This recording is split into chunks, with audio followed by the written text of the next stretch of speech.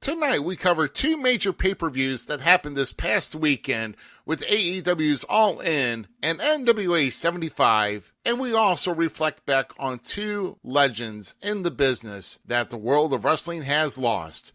That all happens with episode number 114 of the Falls Count Everywhere podcast, and that starts right now.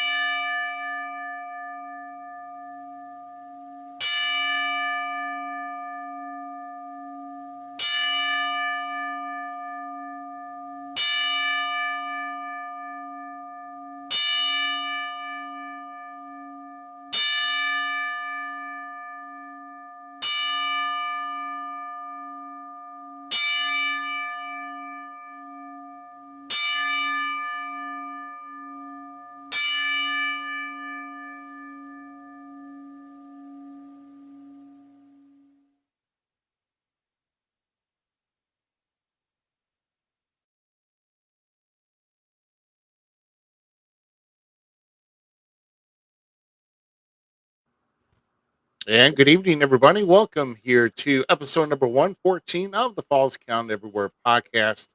I am Rough Cut Rick Ruby here on the top left. Of course, to the top right is the one and only Gem Cinema Zmiz. And of course, GQ is joining us here down, who is at the bottom of the screen. And guys, I'll tell you what, uh, Z, GQ, Z, I guess I'll address you first here, man. But what a wild week in wrestling.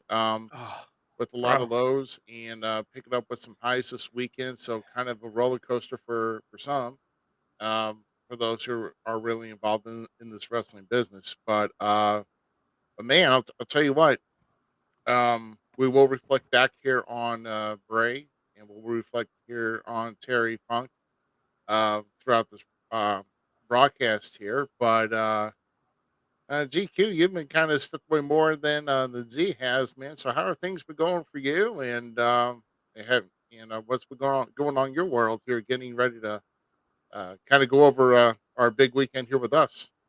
Well, I mean, definitely was a lot of shock on everything this week, and I was able to do something a little for myself thanks to a friend who helped me out to get there, and that was go to a show to see somebody on Friday.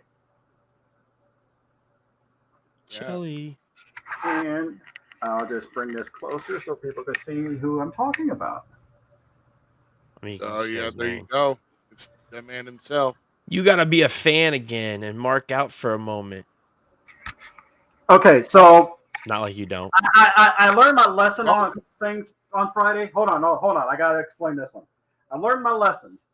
Okay, so that you're a mark. Come on. Brown, the WWE archivist was going around through the VIP people and asking if they wanted to ask questions. I'm like, okay, I'll write down the question, but I made sure I was going to put a name down that they would know not to call. I wrote down anyway. That was the first name that was called when they started asking Q&As, and I'm like, and I'm hearing in the crowd people laughing or popping. I'm like, oh hell, I'm not gonna let this one down for a while. So not only was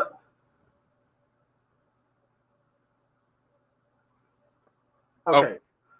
Facebook user, you're not really saying much to me because you're not telling me who you are. So, well, if you've been here in the past weeks, you can have a kind of an idea who that usually is. But, well, I'll just do this here real quick here, guys. You know, chat.restream.io/FB if you could make sure that you can I know allow us who to it use is. the name of the people. So, With Hi, this, Danny. so just allow us to use your not use you, or at least we can see your name. So, uh, all right, where my cat? are are we having funny? Are we ah, ha, ha. There you go. Why? Okay. I know who it is. Right? Yeah, I know. Or at least we know. We know. Oh shoot. Z, what about you, man? What do you think about this past week overall? And if you could put it to one word or two, what about the everything that's happened this past week? oh, it's Danny Ice. Okay. Man, dude, I think I've felt every emotion this week in professional wrestling. Like I've hit every. I'm still in awe. Like, you know, the one, like, love him to death. He had great, charisma. He was amazing in the ring. Like NWA would never have been the same if he never touched it. Terry Funk's a legend. Dude's one of the best guys that had was able to re-evolve, become something else, do something else for another era, and keep pushing himself. And how much he loved the business and all this stuff. And you go back and watch him, dude. Some of the best stuff you can ever watch, right? And then this one hits home, and I've watched a bunch of these videos. So this is gonna get heartfelt right now. Like Bray hits home, like hardcore. I'm starting off in the business. I am 36 myself right now, and I'm just trying to scratch. And he was up there doing it big, and one of, if not the greatest storytellers of this era. Like, there's nobody that can touch him when it came to how he sold the character and all the characters that he sold and the intertwining of the characters that he told, like bringing back Husky in the Firefly Funhouse. All this, it reminds me of why I'm a fan of the business as much as I want to be in the business. Like, that's what it meant to be a Firefly, meant to follow him. And the people, there's so many people through We Talk Wrestling, other wrestling sites that I've seen bash him and make fun of him and tease Bray for all kinds of things, right? But what it meant to be a Firefly was we defeat all odds. Who cares? I'm going to carve my own way. And the story that he told, and the captivation of wanting to go online to find out what he's tweeting, because it all correlates back to that week. Wyndham, thank you. Bray Wyatt, thank you. You're a spark amongst. Yeah, I can't say anything else. That's from fans' perspective, and just being in the families, the family. I feel for you. Yeah, definitely. I mean, it's just kind of a trying times, and we're gonna kind of reflect on some of the better moments what Bray Wyatt have brought to us here, as a talent in WWE. Of course, going through the entire farm system. I think starting in FCW, then they Mm-hmm. merged in NXT, then they merged into WWE. So, um, yeah, it's definitely something we're going to be going over here this week, and what we're Bray going to Wyatt's still a tank with a Lamborghini motor. there you That's a Husky Harris reference. go. There you go. Wow. So we're going to actually get started with kind of going over some of the happenings here. Like I said, this past weekend, man, just a lot Mm-hmm. uh, of Do just we great want to give a wrestling shout out action. to the person in the chat real quick? What tomorrow is for them? Oh yeah, go right ahead. Y'all can do it though too. But so apparently tomorrow is one of our listeners' 21st birthday. So we'll give a big shout out to Bella Donnelly for her 21st birthday tomorrow, and there we go. Yeah, I remember 21 once. I remember what I did in my 21st year too. I would say don't do it. So. Most everybody don't remember the 21st birthday, I do. Either that or some choose not to remember what they happened on their 21st. Unless there's mugshots for their birthday, a lot I of shot people darts don't. for a little bit and then went home. Had like 4 beers. Yeah. What's the use of going out when we were all trying to get in with the underage drinking privilege anyway? So, or at least pick any cards. But anyway, I digress.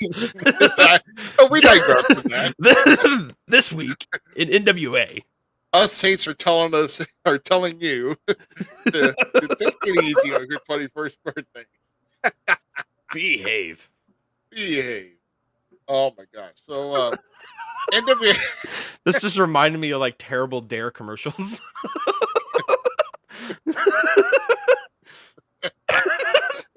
Don't do drugs, kids. Oh shoot. Would you rather have seen that, or would you have saw it drawn out like an hour after? Dude, I kind of miss them. Like, that's the worst part. I kind of miss like the old like Scruff McGruff commercials with Dare and all that stuff. Like, bring back Saturday morning cartoons. Well, I mean, if GQ and I could relate, if they were anything like the Saturday morning cartoons that we had grown up with, then sure, why not? You know, who knows? Oh, there ain't nothing that cool anymore. Like You that. guys let Hulk Hogan's cartoon fall through the cracks. Oh, that wasn't me, bro. I'm just gonna say that right now. Your generation failed us. No. I brought the viewership up. You know, I did. I brought it up. I'm not So, saying shit. you. I'm saying your generation, not specifically you. All right, Well, I let's don't go. know. Blame the I people don't that got know. the Nielsen stuff for that. Blame the people that were like, See, I'm showing that you guys are nerds. I mean, not necessarily. I mean, Oh, 100%. to a point. 100%. I love you. I'm more of a wrestling nerd than anything else. I mean, yes, about any other cartoon. And I'm still mad at your generation for letting Hulk Hogan's cartoon slip through the crack. Like, man, I didn't see that until like All right, so Pee Wee's Playhouse. I was made it 26 not, or something. Who knows? You know, And Pee Wee's Playhouse ain't even that good. that's what I'm saying. Good, but it's not that good. Like, god dang, you guys. I don't know what you guys were smoking back then, but like, terrible. Like, Pee Wee was weird. talking about our generation, your generation stopped doing the Saturday morning stuff. So I don't even Bull BS, man. Really? I was a strong, proud Saturday morning cartoons going between Cartoon Network, WB, Fox Cartoons, Disney. I was rocking them all, bro. Recording. I had VCR. Without Cartoon Network. So okay, one of the biggest things that irritates the crap out of me is the generational war. I just because I'm a millennial, supposedly, I feel for the Gen X community in this reason, for the simple fact that I had to listen to the same 10 o'clock message that you guys did when your mom's like making sure you're at home. Do you know where your kids are this evening? And then the news starts. You remember that shit? I remember that shit. Be Yeah. home by the lights off. Lights are on. Fight me. I'm Gen X just as much you mother. I felt those pains. Yeah. This user's taking me back a little bit here. Like, what? I don't think Sidetrack. Don't worry. I don't think it's Uncle Howdy here, but it's that's interesting here. The real Wyatt. That's an interesting name, especially after what we've experienced this past week. Welcome to the show. But no, let's get on. by now, but that's just me. With NWA 75, I mean, we've already, this was last night. Of course, night two's still going on. There's about a few matches left. I've been trying to get updates here, but apparently the feed I got for the show is not working too well, but I did find a page giving me updates here. So we'll digress from that. But night one, holy crap. And can I just say, what I can understand the territories back in the 80s with like Mid-Atlantic, with Georgia, with Florida, or wherever, even up in the Northwest. But NWA has way too many titles, dude. Way too many titles. I thought AEW was bad, but NWA is just sick with titles, man. I can't believe it. It's just like 80% of the matches on each card was like a title match. Seriously. So, and I know, we'll get through like the results here, then we'll kind of kind of do like a polling question here. I'm thinking of here. So, but starting off the main show, Kenzie Page actually had the women's television championship and faced off against Maxine Paler and lost. I'm talking, bro. I'll tell you what. If anybody can stop me from eating, it's Maxine Paler. Looking at this individual, I mean, my God. I mean, Z. Have you seen this? Have you seen Maxine Paler before? I'm not gonna lie, I don't keep up much with NWA. There's just too much wrestling. So like I don't I don't watch it like Thrill Billy Silas. I watch his stuff. I watch Matt Cardano down there, but not. I don't really 100% know. So I'm actually looking her up right this second. Yeah, Tyler can attest to me. And, Oh, okay. So she looks like if Valhalla ate Awesome Kong. Oh yeah, okay, I know what you're talking about. That boy, that's about right on point too. GQ, that's that's for real. That's and the view that the person that said that was not GQ. It was Z. So I'm just in case he hears it and wants to come after somebody. I don't want it to be me. I mean, I can detect your voice, and Maury said that was a lie. So she looks like a badass. Oh my gosh. Well, here's I gotta agree before we go on with the rest of the event. I know who this is here because it's not too big on the current NWA because it doesn't really mean half of what it used to be. Agreed. So, like I said, with two, when they brought this in 2 years ago, when you brought in NWA 73, big deal, brought in the wrestling that's Chase Bell, tried to bring the vintage, the heritage back to try to get it what it is, but it's just, it's just like any other small promotion, just trying to operate things. It's not really territorial like it used to be. Mm-hmm. So, right. I agree. It's not that same excitement, and I thought it was going to be. And I tried calling. It's like, yeah, I tried there for a little bit when Bill took over it, but like it just, I don't know, it just didn't click. It didn't feel. Wow. I don't know. I haven't warmed up to it yet. There's some great guys down there and gals. So, yep. I love Carmel.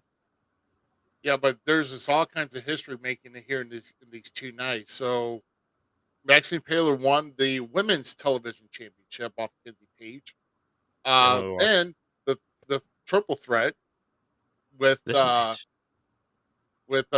and Odinson and the Throwbilly, Silas Mason, and it was winner take all because EC3 relinquished the national championship to go after Tyrus tonight, which has not yet happened, and I'll get into that later. But the Throwbilly did come away with the national title. And good job. He gave us about 5 minutes of his time at the at the SICW Fan Fest and chatting with Z there. Yeah, dude, he was cool. I enjoyed him. Kind of hope one day, if you hear this, hit us up. Like, come back on the show. Let's talk about it. Yep. And boy, we got some major breaking news here. We'll get into night 2 toward the end of the night. Joe Alonzo defeated Homicide. That makes me sad. I love Homicide though. Yeah. And you guys can relate, but I'm going to mention this name. And I had to look these guys up, and I saw them in action tonight. Brothers of Funstruction. If you're not familiar with them, just think of Giggles and Wiggles dressing up as rodeo clowns, and that's who you have. I'm serious. Yes, I gotta look these guys up. I'm serious. But apparently they're coming out with Violet J of the Insane Clown Posse. They defeated Magnum Muscle. And then the World Junior Heavyweight Championship, Kerry Morton defending and lost to Colby Carino. So we've got a new junior heavyweight champion. What in the ever-living hell is this? What the hell? That's awesome. It's like a doink got on crack or something. I'll tell you, these guys, All you do, all Dude, you're missing is the Fago. That's all I'm saying. Doink and them could. Doink was a It- great character. oh my goodness. Oh. And then the no disqualification match. Jack Stain defeated Tim Storm. Um, so I guess it's all about respect. I don't know what happened at the end of that because he was cutting out. And then we had the Mildred Burke Women's Invitational Battle Royal where there's like 11 women. And the winner of that became the number one contender for the For the NWA Women's World title that was taking place tonight. And Kenzie Page actually won that, eliminating Allison Kay last. So Kenzie Page loses the women's TV title, but then gets to be number one contender. And then Matt Cardona came up with his open challenge, and the man to answer the call was none other than rock and roll legend himself, Ricky Morton. How was that match? Like in your, because like that's the match that I'm like, I'm gonna have to go dig for that one. I think. Let's just say it should have lasted. It lasted about what it needed to be, and at a pace that I think Ricky could handle. But at the end, Matt got the win, so Well, yeah, but yeah, Matt's gonna get the win. we can all understand that. I believe in Cardona. So La Rebellion was defending the NWA World Tag Team titles and lost to Blunt Force Trauma with Aaron Stevens in the corner, or formerly known as Damian Sandow in WWE, if you know that. And then the women's world title was the main event of the night as Camille defeated Natalia Markova at the last night of night one. So why do I not remember who Damian Sandow? yeah, you're what now? Oh, Mizdow. Yeah, I totally freaking spaced on who Damian Sandow was. It totally was like, woo, gone. Goodness gracious. My bad. So that was the end of night one for NWA 75. Now, oh my goodness, I am getting the feed now. So I will let you know that the main event of night two is going on in NWA 75. We're going to recap that toward the end of the show, or at least later on in our list of things that we're going to be talking about here. Once again, we welcome all questions, comments that are pertaining to the subject. Thank you very much. Of the content that's in the show. But please share the show, like the show. Remember, we are on Instagram, we are on TikTok. We do need our followers, and we need everything possible here. We would like to eventually get on TikTok to start airing our shows there, but we have got a lot of work to do. That's where you come into play. So make sure you're sharing that show. If you're on TikTok, look for False Count everywhere. Follow us there. Also follow us on Instagram. Help us out quite a bit. But let's get to our next matter at hand, and that is remembering Terry Funk. So passed away last Wednesday, I believe, at the age of 79. Terry, of course, was one. Did hold the NWA World Heavyweight Championship, and of course, I think they're the only brother combination to hold it. You know, him and Dory. So, and of course, Dory Funk Jr. was NWA World Heavyweight Champion. Of course, noted across the globe. I mean, literally across the globe. Man went everywhere. Definitely, definitely hot in Japan, and of course, all across here in the U.S. and in neighboring. Even in Hollywood, Roadhouse, bro.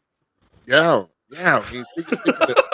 They think of everything that, and and if you take away with Terry, I mean, one thing that takes away, then I want us to kind of think of one thing that we kind of remember Terry for.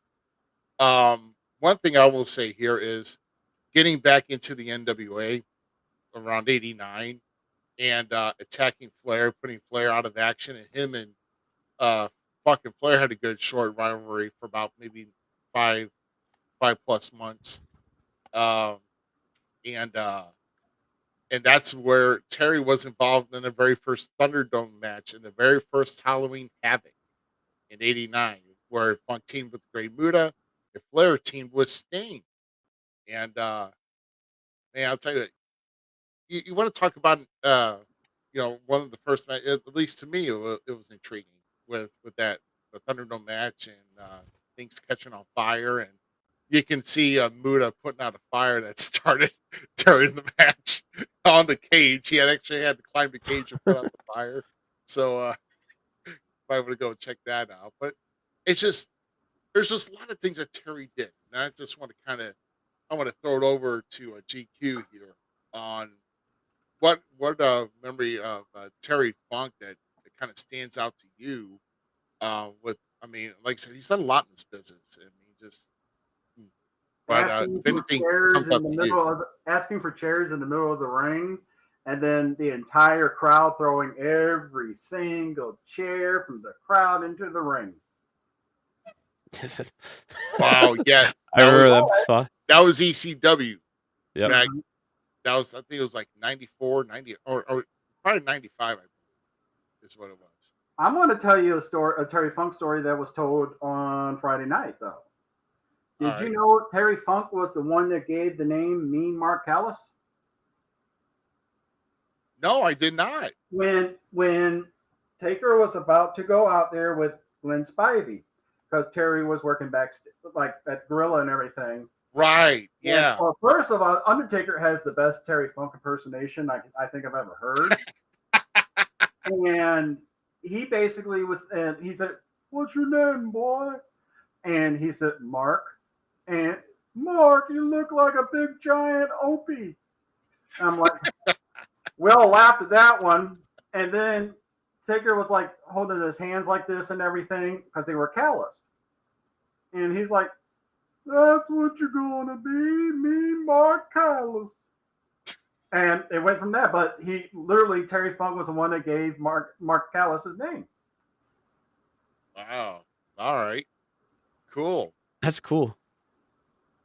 It's a lot better whenever Taker does the impersonation of Terry Funk, though. So Yeah, because you sounded a little bit like Paul Bear, just a tad. shut up. So well, um, that's a great story because I always kind of wondered how to come up with Me Mark Callis. I mean, Me Mark was easy, but and then I think eventually they dropped the callus off of it. I guess eventually we could treat it long and you know enough. what's It really will crazy? fall Like, off, but side note, what? Undertaker gave us part of that character back when he became like the American Badass. If you really think about it. Yeah, true. Because Mark was mean and went on on a motorcycle. So No, Terry, like when I got introduced to Terry Funk is so Ric Flair was one of the first wrestlers that like I went back and watched old stuff about, because he's one of my favorite old guys, quote unquote, right? yeah, But from my time, but he was one of my favorites, and I really enjoyed his work. So I went back and then I would find the stuff that him and Terry did, and the NWA where like Terry comes out to congratulate him and stuff, and he's holding the belt and he wants the match, right? And Rick's like, "You're not getting the match." Well, Terry's like, "I'm just joking," and then all of a sudden, just blindside hits him. Like, dude, that was a killer way to start a feud, like in that era. Like, so that was fun, like watching that and learning about him. Then coming, full circle and really getting to watch him in WCW's, where not WWE, when him and Cactus Jack were tag team and had their feud and stuff when he was Chainsaw Charlie, and then kind of bounced back to ECW a little bit. But like, yeah, Terry was cool for the hard knock wrestling style. oh my, yeah. I mean, there's just so much. I mean, really, and Terry was one to really trying to get ECW on the pay per view map. I know I probably mentioned that earlier when we made our tribute post earlier in the week when we found out the news. But just, yeah, I know ECW only lasted about another 3.5 years after that. But I mean, just to think, I mean, with with that pay per view, would they could have gone any more? It was almost kind of like a make or break for them too. And Terry wanted to help out. He really like I said, even with Cody on his promo spot on SmackDown this past week, um, he he was always reaching down to pull somebody up to his level and try to get them, try and get them in the spotlight. When he knows that there's a good product or trying to help somebody out that's really trying. Terry was always the one that was trying to make something happen for either that promotion or for that wrestler that was trying to make it further in the business. And Terry was uh, definitely one of a kind. Like I said, you were mentioning about Hollywood. I mean, what about Over the Top? It's Sylvester Oh yes. Stallone. Mm-hmm. Yeah. One of the Stallone movies that really hardly ever gets brought up is Over the Top, and that's really a good movie. And Terry gets in there, and uh, but then of course, was it? I had GQ. Was he in No Holds Barred as well? I was trying to think I'm looking it up now. Anyway, while we're talking because I about thought that, Stan but Hansen was, I don't and remember. Dan was, yeah. Uh, let's see, filmography. So his films were Paradise Alley, Over the Top, Time Stalkers, Roadhouse, Mom Can I Keep Her, Roadhouse. Active Stealth, Beyond the Mat, Friday Right. Night Lights, and The Ringer. oh my god, He was in The Ringer. he was in the Ringer. Now I gotta go back and remember that one. Like, Actually, now that I saw that one, I'm like, I need to kind of watch that too now. Did you But s- wait? TV Did you shows, say one though, of the, it was go one ahead. of the movies you said, "Mom, can I keep her?" Mom, Can I Keep Her? Oh He, my his, lord! he played the role. He played the role of Jungle Ed. Jungle Head. Oh my god! I gotta look at IMDb for that one. Oh, we're gonna go watch Terry's Hollywood movies now. Straight up, like, For his TV shows, it was Wild Side, Swamp Thing, Quantum Leap, Tequila and Bonetti, The Adventures of Briscoe County Jr., Thunder in Paradise, Beyond Belief, Fact or Fiction, in an episode called The Wrestler, and Dark Side of the Ring, of course. I mean, so Right. wait, he was on Quantum Leap. he played. It was the episode Heart of a Champion. He played the role of Carl Shiloh. Dude, I'm gonna go back and watch Terry's Yeah, Hollywood I need to stuff, mark straight for up. Yeah. Like, any episode he's in, I'm gonna watch that show. And if I watch that show and part of the show and I like it, I'm gonna watch the whole show. It's all on your shoulders, Terry. Thank you for giving us more fun to go have fun with. Oh yeah. Roadhouse is one of my favorite movies. Though. Yeah, I would Straight have to say up. Roadhouse is one of my favorites. Though. My buddy With- Jason and I used to watch it all the time. Like, all the time. We'd get drunk and just watch it. That was our fun for a Friday night. I also I haven't really saw Ringer all the way through, and if maybe I missed his parts, whatever. But now I got to go back and see that. Oh, With Jeffy? Johnny Knoxville. The movie is great. I don't care what anyone says. Thank Yeah. God it hasn't been canceled because it's a great movie Oh my gosh. with a great story. Yeah, yeah. I mean that's what I heard about. You know, but the whole plot was Johnny Knoxville trying to get in and acting like Yeah. he belonged in the Special Olympics, and then like winning all these events. So they call him the Ringer. It's great. I mean it's kind of demented when you think about it, but I mean the plot to it, but you know that's wow. Neither here nor there. Neither here nor there. Wow. Can we get to, like, I'm ready to go. I'm Oh, ready to. oh, you're trying. Yeah, I get what I get what you're into here, but yeah, we're gonna get on to our next part here, and okay, okay, um, but no, but rest in heaven, Terry Funk. Much respect to you, and you've done a lot. Of course, he was around the area a lot here too. Done a lot here with wrestling at the Chase. I'm going to go back and watch this past week's episode of SICW All Star Wrestling, which I've had to miss because I'm trying to catch up here on NWA Night 2, and my feed's lagging. And I just forgot. I didn't forget about it, but I'm just trying to catch up. So we're just trying to let's just say that the main event is on right now, and oh boy. Okay, so moving Is it moving good on. or is it a battle boy? Let's just say Funk's trying to get on a roll and just can't even get the start. Funky's gotta roll. Funky's gotta roll. I'm sorry, buddy. Oh yeah, Every time I say Titus is ruined. Like I'm not like I still for a big dude he can still move, but I can never forget. really, then you're going to be really impressed with how I move. Then, so I mean, this guy, Funky's gotta roll.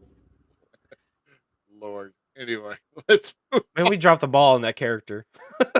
Oh shoot. So, man, so I did get to see all of this here today. And I man, didn't get to see 0 Hour, so I'm kind of bummed. oh, okay. Well, I'll cover 0 hour. Okay, which basically, I mean, really, I'm going to cover the matches here. And let's see here. Where am I? Besides my studio. So MJF Adam Cole versus Aussie Open. Right. Now they worked. I mean, like I said, it was a really decent match, and MJF and Adam Cole were literally just knew each other's. It's like you could have sworn they've been tagging for like 3 or 4 years. I mean, they were that smooth. But the thing they call it, but the finisher was, I forgot who tagged who in, but they call it double clothesline out in the crowd. Has that been their Yeah, move? so that's like this is what I'm telling you, Ruby. This storyline has been flipping amazing. I'm so glad that like they both I know like the mentality is like, why would you have your main event in your opener? Like, why the fuck not right now? Like, I'm sorry to cuss right now, but like that's how amped up am I about this. Like, they did so good in the end that I want to go back. I just didn't have time. Like, I didn't think about it. I was planning my son's. We had Lincoln's birthday today, birthday party. So Oh, I had awesome! family and Happy stuff. birthday, Lincoln. Yeah, so I had family here and stuff. So I was trying to do other things, and I didn't think about it. And then like I share stuff with my buddy, and I'm like, maybe I can watch it while he's watching it and not be there. And I did it, and it worked. So I'm like, cool. And I got to watch the main event. So I watched the main event twice because holy cow, when we get there. Yeah. But I want to go back and see 0 Hour so bad because like what I was seeing on Twitter and stuff was like how well they worked, how well it's fun. I've loved all their stuff since like this whole feud friendship thing started. Like these two, I'm telling you right now, if I was MJF 2024, there is no voter. No. Screw you guys. I'm staying right here in AEW because you could literally put the back of the company on these two guys right now, and they're going to tell us a story and pretty much with everybody that is in that roster. Like that's how much respect I have right now for not Michael Cole, what the frick, Adam Cole and MJF. Not a phrase you ever hear. I had a lot of respect for Michael Cole. Well, no, so I do actually have respect for Michael Cole. Michael Cole is one of my favorite announcers. He's actually gotten better since the Levesque era. So UK, you can see when Michael Cole like flipped switch. I know we're getting off topic there, but you can see the flip of the switch.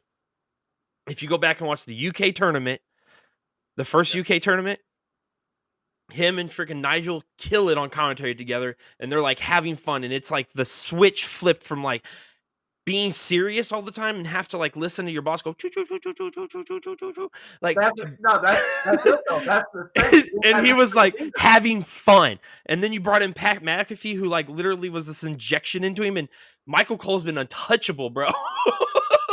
So back to MJF and Adam Cole, baby.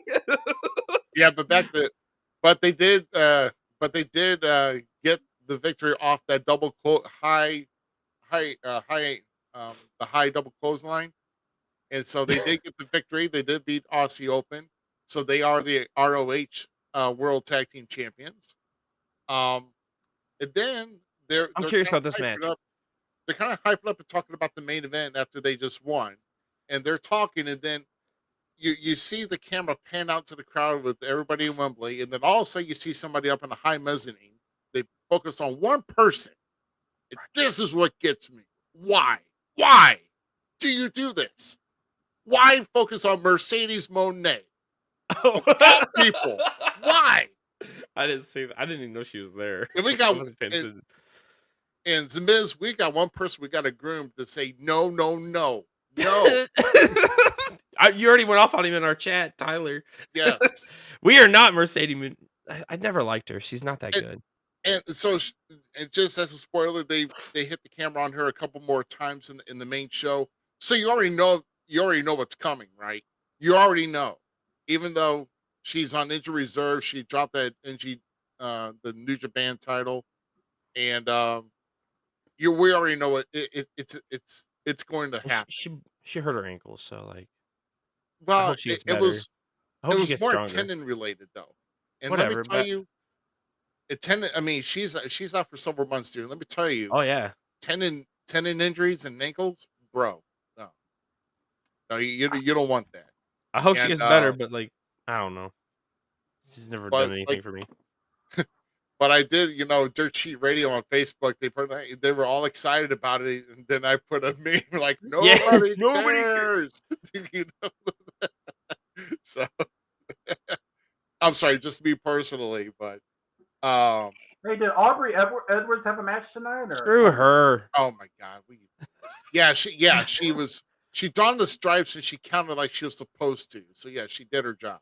Uh, So, but then we go right to Hook and Jack Perry. But how before was we this match? digress to that, Oh, apparently right before this, well, actually no, this happened after the match. But I will say that Hook did defeat Jack Perry, got the FTW championship back, whichever. It's not really a recognized title anyway. Why do you do that? But apparently, there's been some beef going on between Jack Perry and CM Punk in recent days, and about a spot that they didn't about Punk had a beef with Perry using a spot of like rolled glass in Collision, and apparently, um, part of their match, a lot of their match was on a limousine that was up by the entrance. So Jack Perry's got control of the match, and he's getting ready to do a move like on the hood that's right by the windshield. And he goes, look at the camera, he goes, "Hey, look at this." And he smacks the windshield. He was like, "Real glass, cry me a river." And then he goes to, to do the move. So apparently, after when they got back, Punk's match was like the first one to kick off the event. And Punk and Jack Perry got into a little altercation backstage. So the blood is still boiling backstage between CM Punk and Jack Perry because of the whole glass spot, which, by the way, Jack Perry took himself and actually lightly cut his elbow or back arm or whatever the case may be.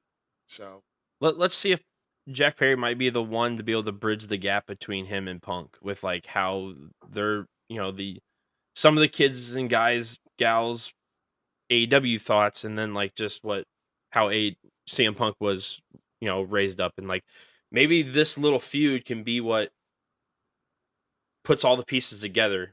Because I'm telling you right now, if they can do this again and give us the feel that this show did, dude, the camera angles were good, camera spots were good. It felt big time. Like if they can do that every week too, yeah, AEW has something. Like AEW really, really has something finally. Like it's starting to really, I don't know, like lock up and sink in. And I'm all for it. And I'm ready for like MJF said in a press conference prior to, there's enough room for wrestling on both sides of the fence. Like there's plenty of room. We know there's plenty of room.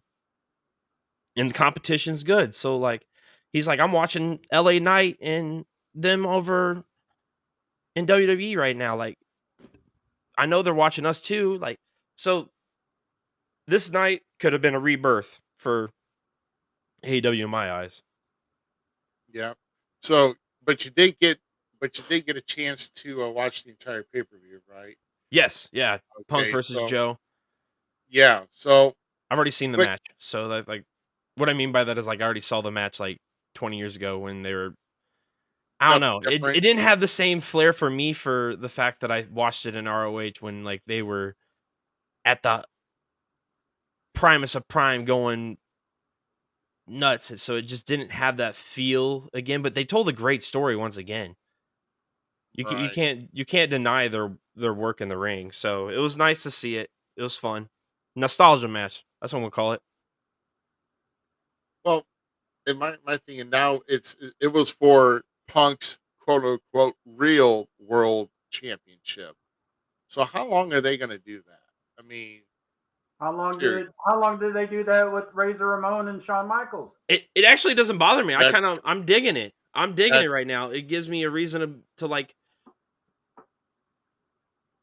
So since there's so much like animosity supposedly backstage that we know about, right? right. Okay. From what you read on these dirt sheets and stuff, and I'm not saying like it's true or not true, but like there's all this supposed tension. The whole idea of the real world heavyweight title, the fact that Punk actually truly never lost it, it makes sense, and it gives like this whole like why I want Collision to do better than Dynamite, because that's how I feel right now watching AEW. I'm not gonna lie, where I'm just like okay with SmackDown and Raw doing their thing, like how WWE has like this whole ecosystem that's amazing. I really want the war to be between Dynamite and uh Collision, like Punk's creative crew and ideas over here, the elites over here, and let's really see who's better.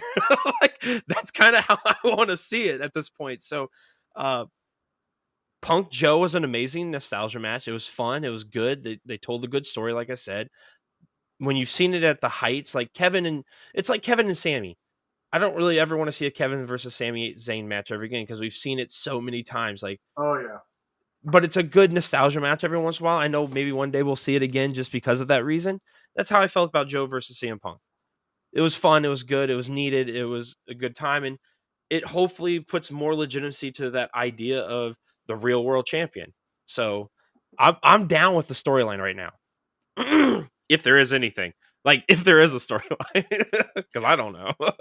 It makes you want to, kind of makes you wonder what happens next. But the next match though was the 6-man tag featuring Adam Page, Kota Ibushi, and Kenny Omega versus uh, Jay White, Juice Robinson, and Konosuke. And I'll tell you what, if it all depends how you say his last name. Now I'm looking at it But like Takashita.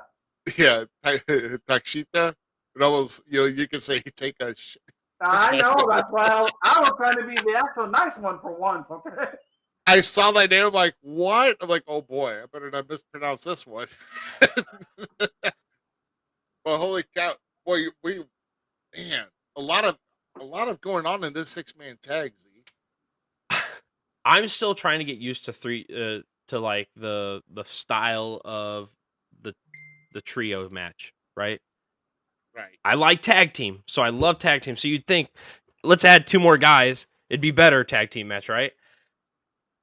It almost for me is not. Like I'm still very a tag team guy. I'd much rather watch a tag team match than like a one-on-one most times. But I'm kind of liking trios, but at the same time I don't, because there's just too much going on sometimes.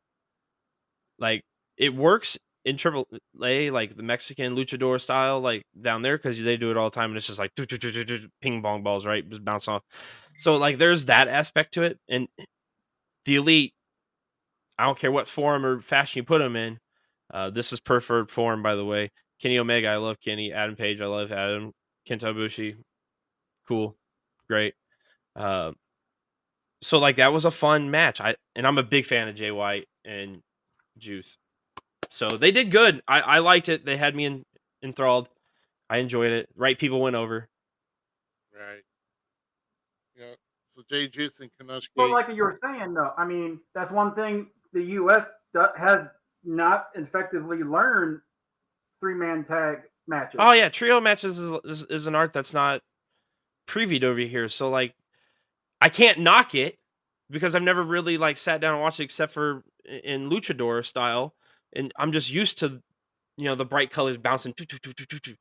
It the way the mixture, like, and especially with Kenny and them, when they get in there for a trios match, they really try to break it down into kind of like a singles match almost, but for 3 dudes, and it's on each team, right? And like it's not that quick face. It's not, so it's just an interesting style, and it's something I got used to. But then they add that flair of like just rapid fire BS, and I'm just like, whoa, guys, it's a Yeah. little sick.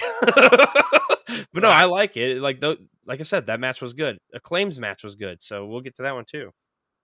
Oh yeah. Like I said, we still got more to get into with the World Tag Team Championship with FTR and defending against the Young Bucks. This was the final match of the series, I believe. Man, which by the way, I got a better listen to FTR's theme, dude. That's a killer theme. It mixes I'll in. have to go dig it more It almost digs into like the old Midnight Express theme with like a little of what they had as the revival, and because it's like I mixed a like little. their theme as the It's FTR. like mixed together, dude. I'm just a good theme music. I always appreciate, and they had some awesome things. And I just like the graphics for their entrance too. I love all that, dude. All that, but dude, what a match there too, boy. Did Dash really do a 450? I think he did. Bro, like I'm still in Yeah, disbelief about that because their slogan is always "fist no flips," right? It's sort of like see them throw flips. I love FTR. I love FTR.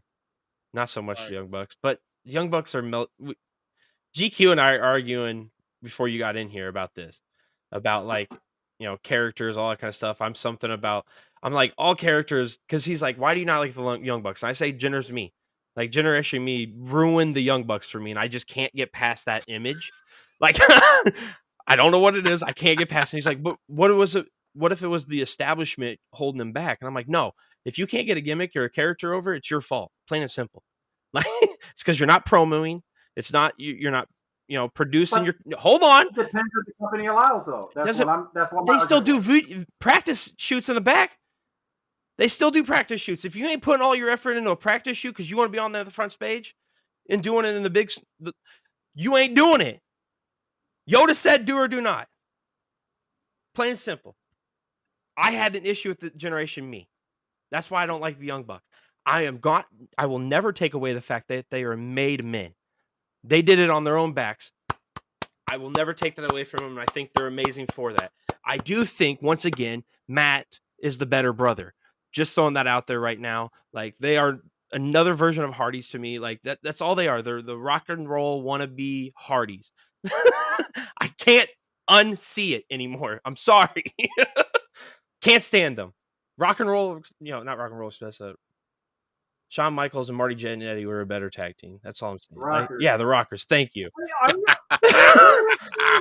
100%, man. I'm so over it because that's how Generation Me ruined them for me. I just can't get past it. They're probably great dudes, and once again, everybody has to be hated at one time. So think of they're like the John Cena of tag teams. Because I like John Cena because I like to hate on John Cena. There you go. I'm. Yeah, I mean, everybody's entitled to not like a certain But they individual. kill the match again, like, so I can't take away from him, man. Yeah, FTR won. That's all that mattered. I was gonna say, yeah, the right team won. By the way. Yes, the right team won. 100%. Yes, but at the end, where FTR did extend the hand for like a handshake and all that, and they did walk away. Like, Yeah, because the Young Bucks are so wieners. yeah, they're jockstrap holders. But anyway, For Kenny. moving on. Sorry. Adam Page is the fluffer. And I didn't know how I was going to feel about this match until I saw. But my God, you did something that was all over the place.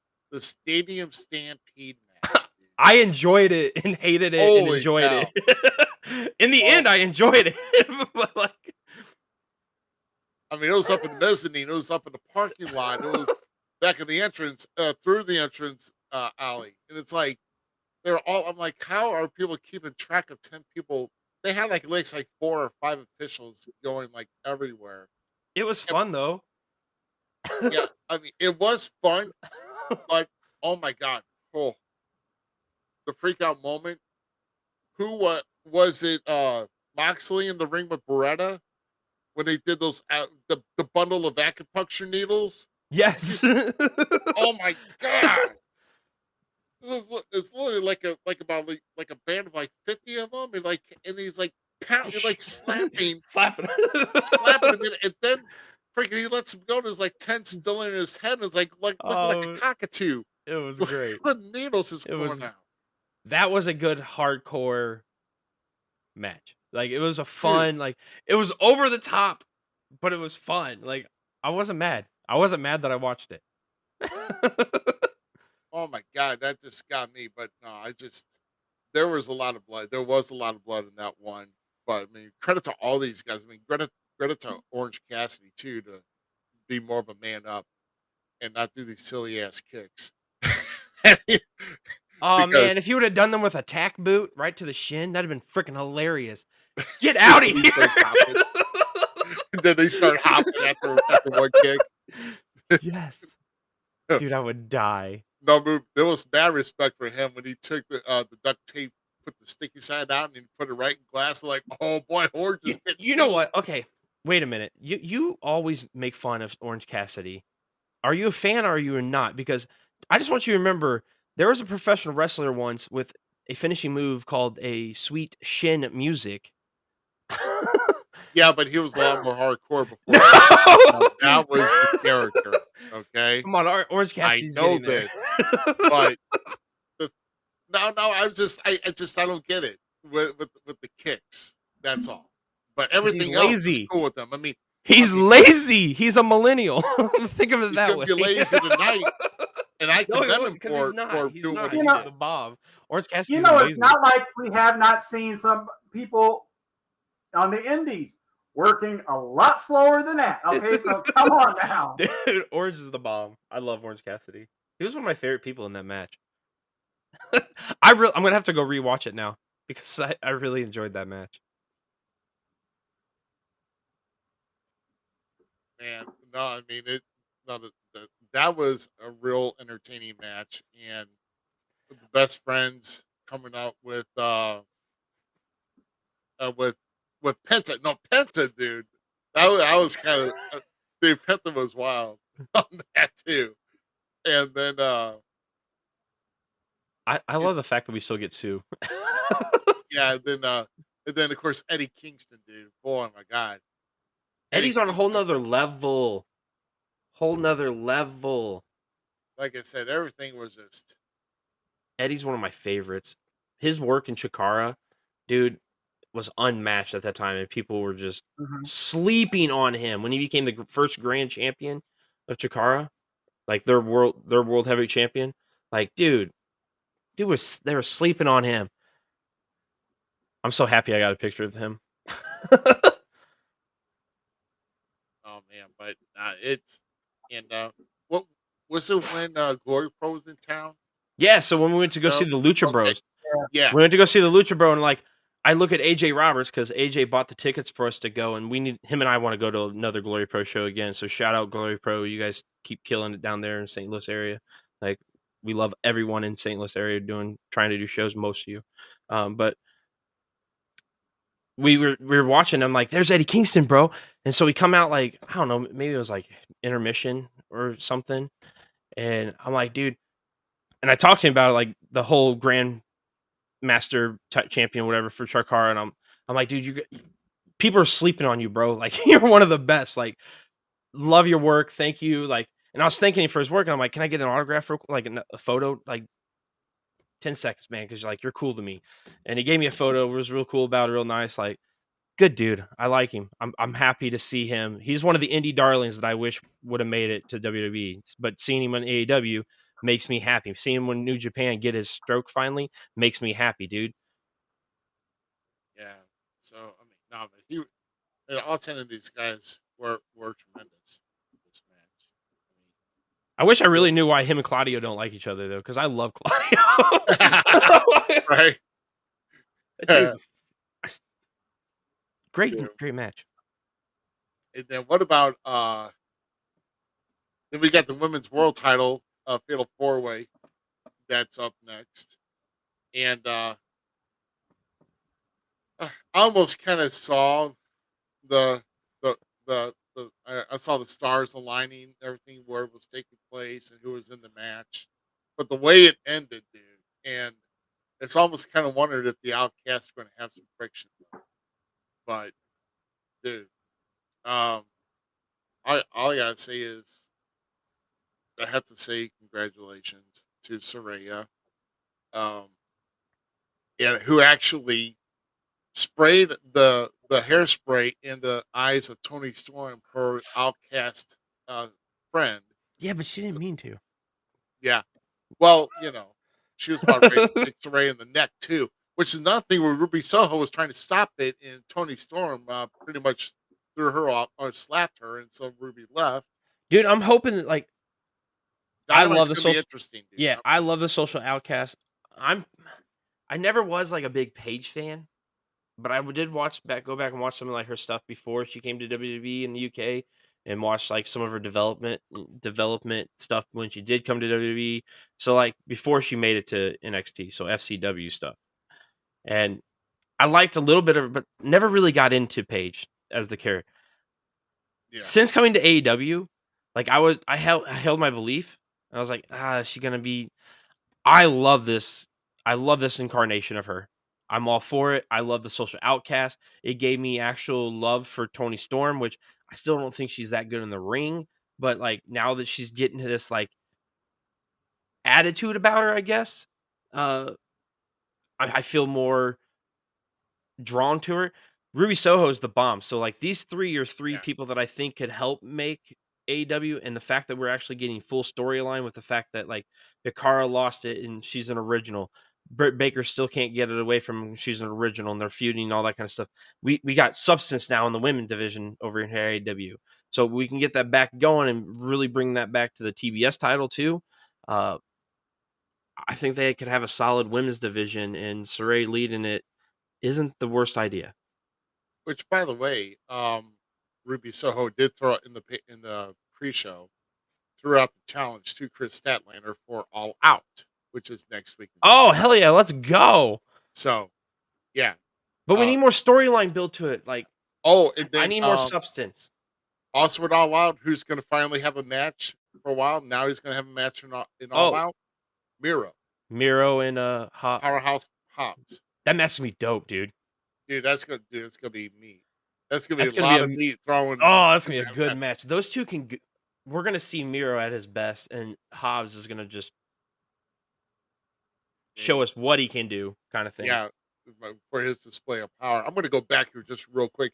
He said that Saraya was not really the best that should hold that title, and I'm going to put this here to GQ. But you know, not necessarily the best in the business gets a championship, right? I mean, we kind of have to. Right? Like, I mean, GQ. I mean, would you kind of agree with that statement? Yeah, That I not, mean not there were times when Sean is still going to be considered the best, and during even times when he wasn't even holding the belt, going after somebody that may have had the belt and everything. The best is going to put on their best performance, as well as putting their opponent, if they have to put them over, making them their opponent look the best that they can too. oh, I agree. I'm not saying that. I'm just like she never, she never stood out to me.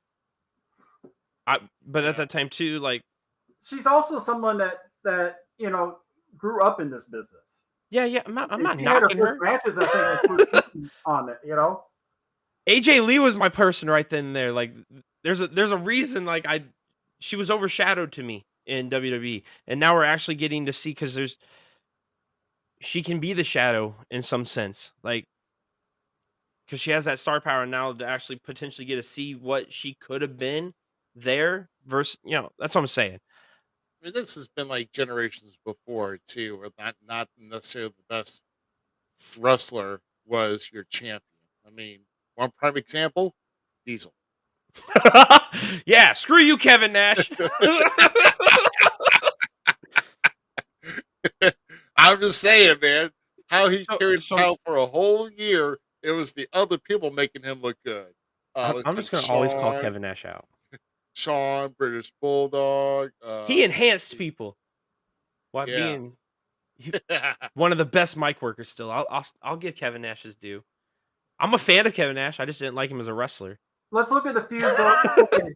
Another prime example. Look at the feuds with the Freebirds and the Von Erichs. Who didn't Freebirds had wrestle, the who Freebirds didn't had the wrestle belt. in that squad, Lance? Freebirds had the belt. The Von Erichs didn't need them, and they still had the crowd behind That's a them. terrible. Like those two were carrying the company. You cannot take away from the Our Von Diesel Erichs. reference is way better because for one, Kevin Nash doesn't know what a good wrestler is. Yeah, so. Oh my goodness. Okay. I don't know why I put up with you guys. Can we talk about the coffin match? Can we talk about the coffin match? So what about the so the next match, of course, and I want to know obviously your take on this, Z, the coffin match with Darby Allin and Sting, Swerve Strickland and Christian Cage, boy. Hey. First off, Sting is what Hulk Hogan wished he could have been. Why is it like okay? No. Yes, you cannot. I'm gonna say it. Hold on. How are you meaning that first? How you mean? 100%. Sting's way. Hogan was never cool to me. Sting is the goat of goats when it comes to like the baby face. You honestly Sting is cannot believe untouchable. that. Yes, 100%. As much as I would say, I am not a Hogan, like major Hogan marker, like 100%. You cannot take away from what Hogan did to the business at the time, being the number one baby face all over the world. Sting. But people didn't want to see. Hold on. People did not want to see Sting versus Flair as much as they want to see Flair versus Hogan. You cannot deny that. I would much rather watch a Sting versus Ric Flair match than watch a Ric Flair versus Hogan match. Much rather. Sting's better. Yeah, Sting. Sting is OG, dude. But you gotta give credit though to Hogan for putting wrestling on the Okay. on the pop platform. You know what I'm saying? I got Rock you. and wrestling drew everything from news headlines, Tonight Show, Sports Illustrated, eventually ESPN. You know, Hogan had the look of like a big. He just had the charisma, and he was involved in the business, and everybody drew right to Hulk in the '80s. So, and then you go from there. I'm just saying, Sting. Sting's the only like legend that I can think of like that we actively don't go, hey, you probably shouldn't do that.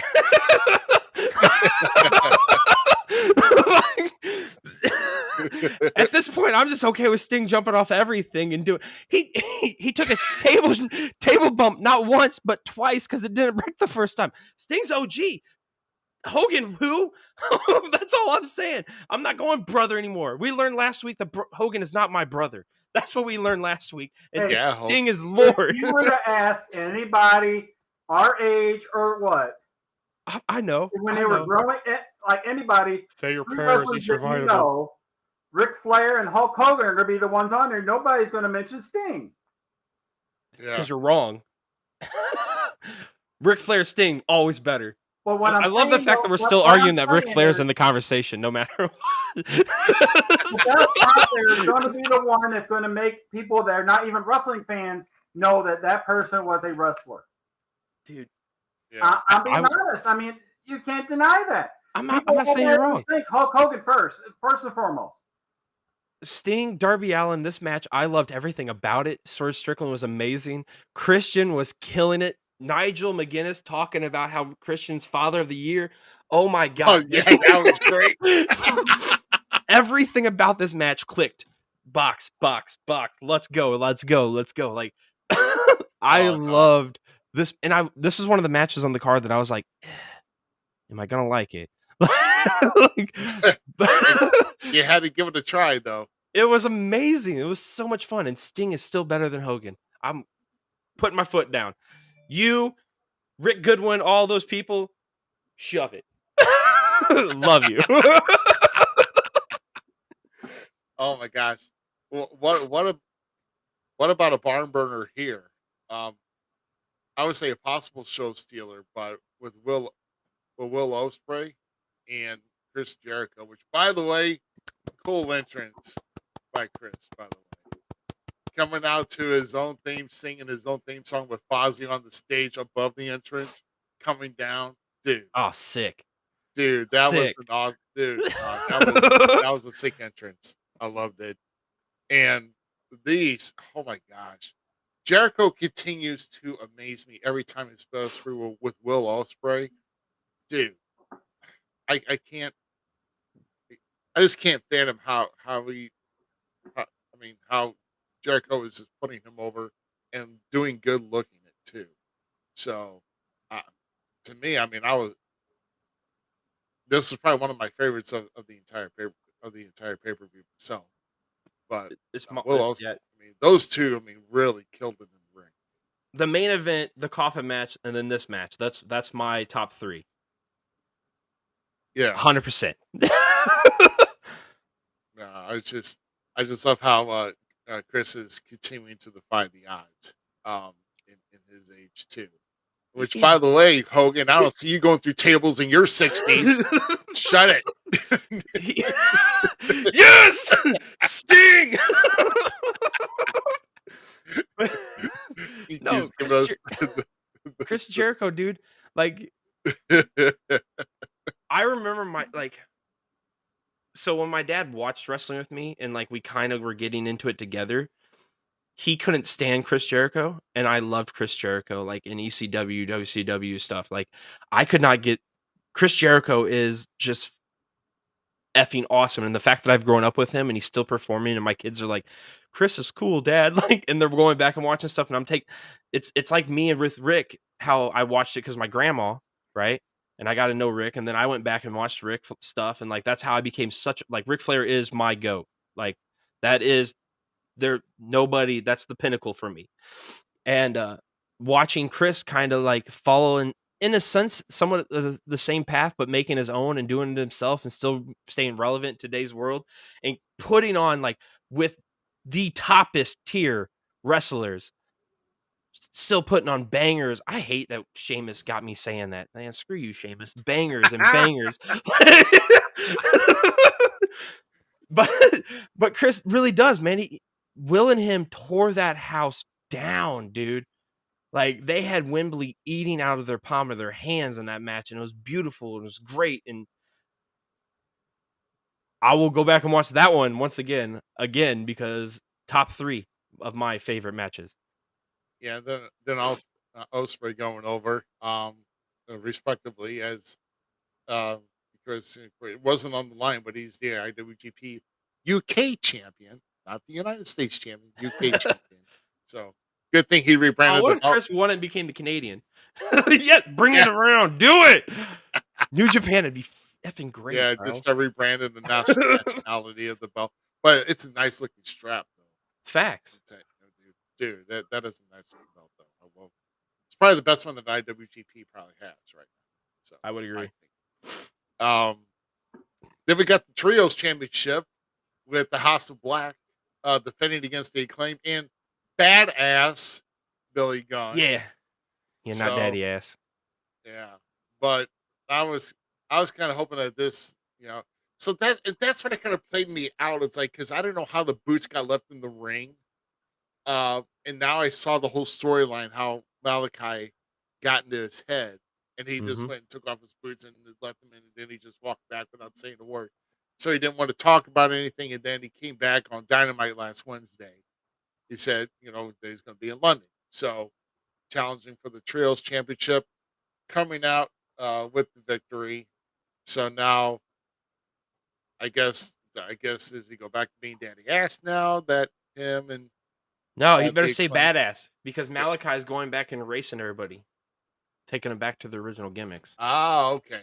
Oh, I don't know if that's true, but dude, that's how I want it to happen.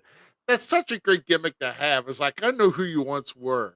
Like, I'm going to put you back there. dude, it's great. Like, that's what I want him to do with Matt Hardy and like Matt Hardy and him, and then he breaks the broken gimmick, and like Matt's going around just like changing. Dude, they could really play that fun.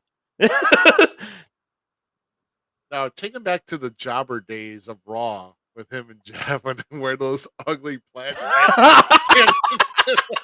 Dude, I would so laugh. I would Yes. die at that. When they're wearing the yellow plaid. Yeah. The Dude. hideous yellow plaid. Oh my Yeah. god, that shit was great. Well, just like before we got the Ocho persona, we got Lionheart from Jericho for a while in AEW, which was cool. And now is the big I thing. love the whole like concept of these guys going back and like, especially if they played an original gimmick or like a different Reinventing version it. of themselves. Yeah. Like, I love that they're going back and like touching on that a little bit, and it's just fun. It's really cool to see like Kane was Isaac Yankem. Like, come on. How did you go from that to this? And like, it's really cool to see those, and like if they add the whole like combining them thing, it's, I don't know, I like it. I think it's a great. He would rather go back to Unabomb than go to Isaac right now. If you did something like that to him. That's the one that sticks out of my head. It's because like I always thought it'd be funny if like it actually came out that like Kane was a burnt doctor. Like, it was just Isaac Kane. It became Kane because of that. Like, that's what they should have done with his character, in my opinion. But I love Lawyer Kane too. So, dude, think about that. When he became the Authority, all that was Harvey Birdman. Like, oh right, yeah. Attorney at law. Like, that's all Kane was. That's funny. That is funny. Oh, but man, so congratulations. So we got new trios champions. Fun match too. It was a good match. Except for the whole scissoring Julian. That's so disrespectful. Susie and Julian. I don't care about the spot. Like, that's not what I'm talking about. I just really like Julian Hart as a freaking valet. Yeah. Like, she almost reminds me sometimes of Miss Elizabeth, and it's really freaking cool. Yeah. I'm a fan. Not in this carnation of her being like the evil witch chick, but when she was with the Varsity Blondes. Yeah, the Varsity Blondes, yeah. Still an underrated tag team, I'm telling you right now. If they would have gave them more time. Yeah. Which, quick off topic thing here. I've heard some rumors that Brian Pillman Jr. may be called up to the Big W here pretty soon. So I've heard that a lot too. Yeah. So up to the big time, or like he's not. I thought he just signed a contract. He may go through the NXT ranks to be honest. Oh, okay. Like, I'd rather see him go through there. I think he'd be a good combination. You put him with Chase U? No, not Chase U. No. Get rid of that. Put him with the country boy gimmick, and put him with Briggs and Jensen. Oh, right. With Thea, and have them be like that country. Those guys, because I love Thea and I love Briggs and Jensen. Like, those guys are cool. They remind me of like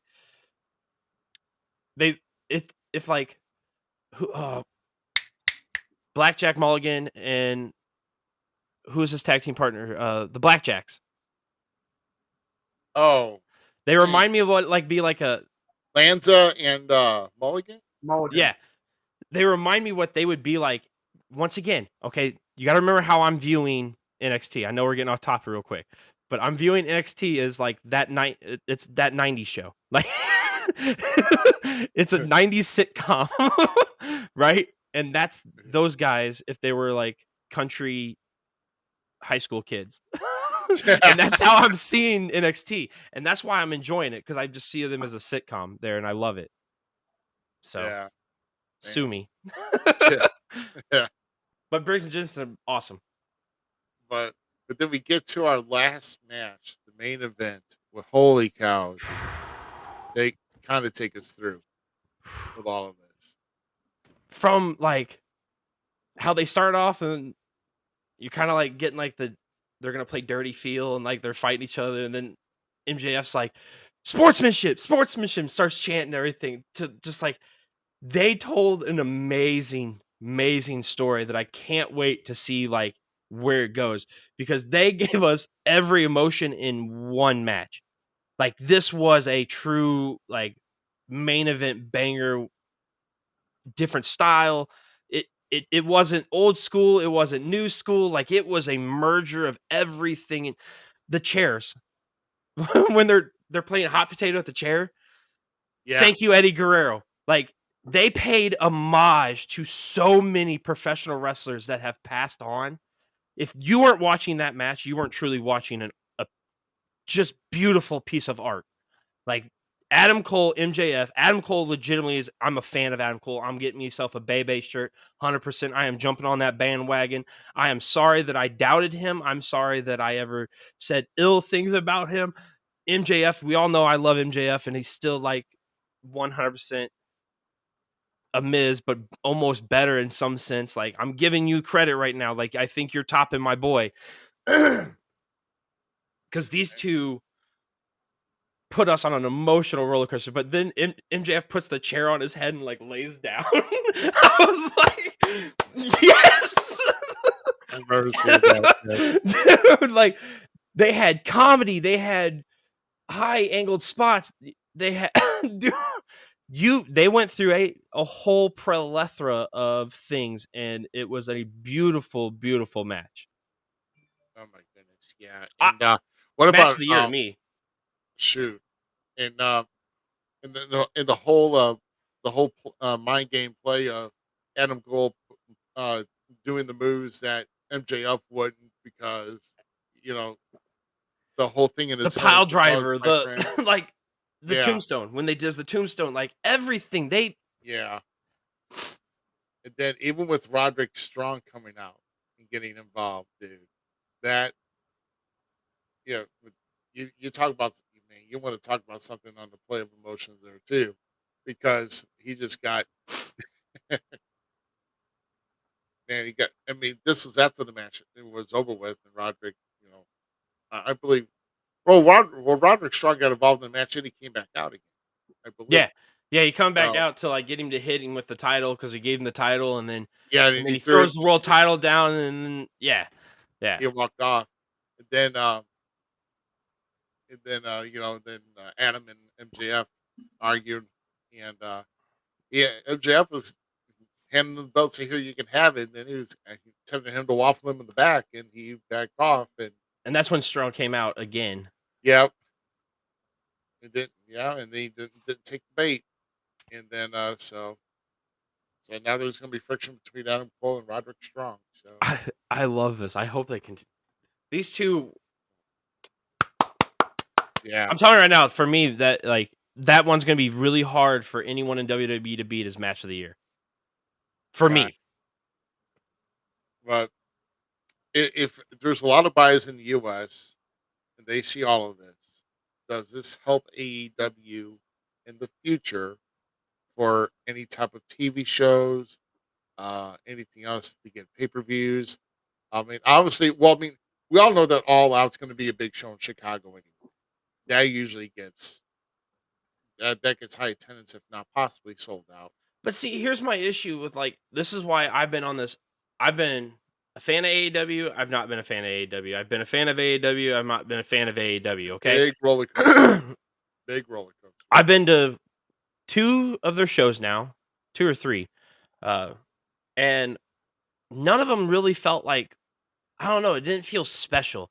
It didn't feel like there's a reason for being there. Like I went to All Out in Chicago, had some of the most fun I've ever had with some of my buddies. Had a great show. It was enjoyable, but it didn't feel like the magnitude that this show did. This legitimately, with I've watched multiple of the pay per views. I've never got that big feel show. Adam Cole talked about why he left WWE and he wanted to go make Takeover happen every week like they were doing, because this is what he said about it. So I tried to look at that mindset, and this felt like a Takeover pay-per-view almost. Like it had that energy of what, like this new fire, this new life of professional wrestling, this new burn to it. And that's what I mean by the Takeover flair. It felt like a main event. It felt like it should have been a WrestleMania. I'm not gonna deny anything. It was there. Like it was hitting that ceiling of like, if they can bring it like that for this and keep doing that, the repeat's gonna be where we see it. Can they repeat it? That's the key. And can they keep the momentum from this going to that repeat? If they can do that, AEW is 100% locked in as a major company to be warned about. I mean, be worried about when it comes to the bigger show. I'm gonna digress here to GQ because I already know kind of my reasons why I don't. But is there a reason why? Well, I would say what keeps you from watching more of AEW GQ? Just remembering it. That's the biggest thing. Oh yeah, so I mean, just There's just so much you going forget it's on during on, the week right? and everything. Like I don't remember how I used to juggle everything like we used to back in the Monday Night Wars, and how you had Thunder, you had SmackDown, you had Raw, Nitro, trying to flip through everything, and now you pretty much have shows every day of the week now, and it's just hard to do that while doing other stuff at the same time. I mean, I can't say I'm not I watch saying I video would games. stop, because I think they're probably the hardest workers out there right now, and compared to doing what they want to do for the fans rather than because Daddy Ben said so. You know, they're actually more fan friendly, they're more fan oriented, I think, though, and I would want to watch more of AEW over WWE at times. See, I can't think that way anymore. Like I really And I say this and hoping that he doesn't jump out through these pictures and choke me out or something, you know? So AEW, not AEW. AEW seems like they have more input potentially, but I don't know if that's completely true within WWE. Like, I don't know how that is because I'm not back there. I feel like those guys still get say. I feel like they can still say no, and we're starting to see more guys in WWE do that and take a stand on it and stuff. So, like, the atmosphere seems to be changing over there with it. I think both are really cooking it the same way. I feel like we are literally seeing the Attitude Era come back, but it's like a merger of the Attitude Era with the golden era of professional wrestling, and it's like this new wind of storm because it's like there's still those guys that don't want to learn from the vets. You're always going to have those people, but you still got the ones that want to learn from the old ways, but at the same time be like, hey, old guy, hold on, I hear what you're saying, but let's try it this way because like I have this other idea, and they're like, okay, let's do it this way, and then you work both sides of the fence, and we can see real development. Look at me, you, and Ruby now. Like I truly believe we keep going this way and having these kind of discussions like this, we're going to have something big on our hands. And just because we have 5 viewers right now doesn't mean it's going to be anything like that. We're booming. I promise you, and I feel that. I truly feel that. Like we're about to fire off because that's how I believe about wrestling right now, and I want to be a part of the off in wrestling right now because that's how much love and passion I have for this business and industry that anything I can learn and from anyone I can talk to, I'm going to do it. I'm going to do it. And right now, WWE, AEW has the sparks, and I'm telling you, we're about to see a boom in professional wrestling. That is, I know I've been saying it for a while, but wrestling is going to be huge in the next few years.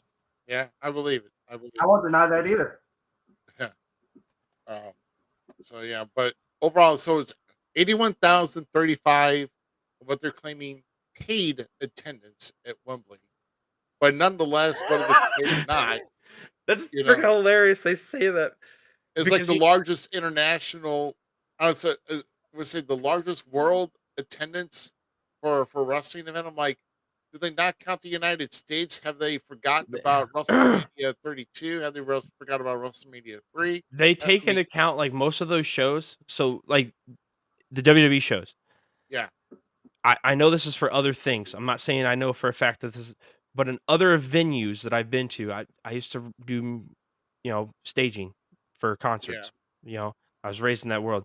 They would take an account of the workers too as being in attendance. Well, So that's that is an old haggling trick back then, and I don't know if now they're actually going like, no, this is paid people, man. We counted the ballots. We all know how that works, but no, like it could be that. Like I'm all for it, whatever. People still got to break records, make some new ones. I don't care. hey Callis, give me 20 pounds. I need to pay for this ticket that you that you need to pay for the Keep ticket. breaking records as long as it's good wrestling. I don't give a shit. Oh, yeah. Oh.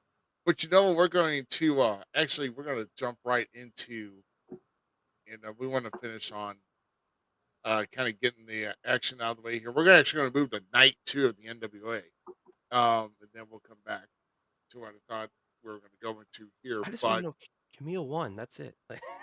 yeah, so the NWA United States Tag Team Championship was up during the pre-show. The Country Gentlemen lost the titles to Daisy Kill and Talos. And actually, I've actually been put in touch to try to get in touch with Talos. And that'd be awesome if we can get him on the show here. So we can have a United States Tag Team Champion on here. But no, but well, we already had the first title change of the night tonight with NWA 75 in the pre-show. And so, jumping right into the main show, Tom Latimer Dang, they have so defended the many titles. title against Chris Adonis and a successful defense. Both guys fought pretty hard in that match. It was going back and forth. For the most part, Chris Adonis almost did get the. I forgot what he's calling that. It used to be the Master Lock. I don't know if they're still calling it, but he's got the Masterpiece tights on. So maybe he's still calling it that. But Latimer basically counter, he did get a pin. And so Tom Latimer is still the. Dude, I forgot he was down there. Yeah. Latimer is the is now still the World TV Champion. Which, by the way, I don't know how much we can say much about this GQ, but we saw these guys earlier in the year in a studio with Tom Latimer and Chris Adonis, and then also with yeah, but that's all we'll say. But I guess they're not so friendly now anymore. But Well, I mean, and the thing with that though is you gotta think about that for a second though too. It's the fact that if somebody goes to WWE, that what we saw won't get off the ground ever. So yeah, true. And then so the next match was for the World Tag Team Championship. Pretty Empowered, which is Ella Envy and Kenzie Page, former TV champion, women's TV champion, and now number one contender to the women's world title. They actually were challenging M95 with Missa Kate and Maddie Rakowski, and they actually won the titles back. So Pretty Wow. Empowered is once again the NWA World Women's World Tag Champs, and that's going to prove to be a little bit more eventful later on here in the evening. Colby Carino defended his newly won World Junior Heavyweight Championship, defeating Jack Cartwheel, and which was a really good match. These two really went at it and were and I didn't know. I guess Steve Carino is escorting him down to ringside now. He's well, I think he's still trying to keep up with his weird haircuts too with Steve, but but at least I mean, but Colby looks pretty sharp in the ring, and Jack Cartwheel was pretty impressive too. But Colby did get the one, did get the win. But uh, Max the Impaler had the defender title. Well, didn't have to, but they had her scheduled defender title against Ruthie J, which was a very thin, very small girl, basically about the third the size of Max Impaler. And there was she had her spots, but it was basically no contest. Maxine Impaler wins that. La Rebellion getting some retribution, facing the Brothers of Funstruction, the Fago gang or whatever. stop, just stop, It's the Fago stop. gang, Dude, I love it. but they beat the pants off of them, so thank God for that. Oh man, I looked up Colby Carino because I'm like, that Steve's like son? That is Steve's kid. I'm like, oh, now I'm gonna have to really go look at NWA again. Maybe I Yeah, will give him another chance. and this time, so then Matt Cardona had another match here, and he faced off against Kerry Morton this time. Of course, Ricky was the night before. Now he's faced up against Kerry, and I believe Matt did win that match. Nice. And then the national championship was defended by the Thrillbilly and he defeated Jordan Clearwater in that match. So congratulations, Silas Mason, still the national heavyweight champion. World Tag Team Championship, newly won champions Blunt Force Trauma defending against Trevor Murdoch and Mike Knox. Mike Aaron Knox is Stevens underrated. getting instrumental in that one, and it was actually Trevor Murdoch getting pinned in that one. Mike Knox is underrated. Mike Knox is a great talent. Yes. So Blunt Force Trauma is still your champion. Still the champions. And the last two matches here of the night is basically shocking. Basically shocked the entire card. Camille, who's been champion for how many days now? Tons of days. I can't even remember how many is it? It's into the hundreds. It's into the 200s easy. Maybe close to 3. I don't know. I had to see. But Camille defended against Kenzie Page, who's now a women's tag team champion, #1 contender. And surprise of the night, Kenzie Page defeats Camille, cleaning the ring 1, 2, 3, and wins the NWA Women's World Championship. So now Kenzie Page, before on Saturday night, had the Women's Television Championship. Now walks out of NWA 75 with 2 world titles again, the Women's World Champion and the Women's Tag Team Champion. That's crazy. That's awesome. Which Kenzie Page is, I believe, is a graduate of JPWA. If I had to go back, I'm pretty sure. Why does it not tell me how long she had the damn title? Jacob Pritzker's Wrestling Academy, which me and GQ know a person who graduated from there too. So I guess. Well, we'll get back. I was looking up something real quick because I was looking at our notes. I was trying to see how long it was.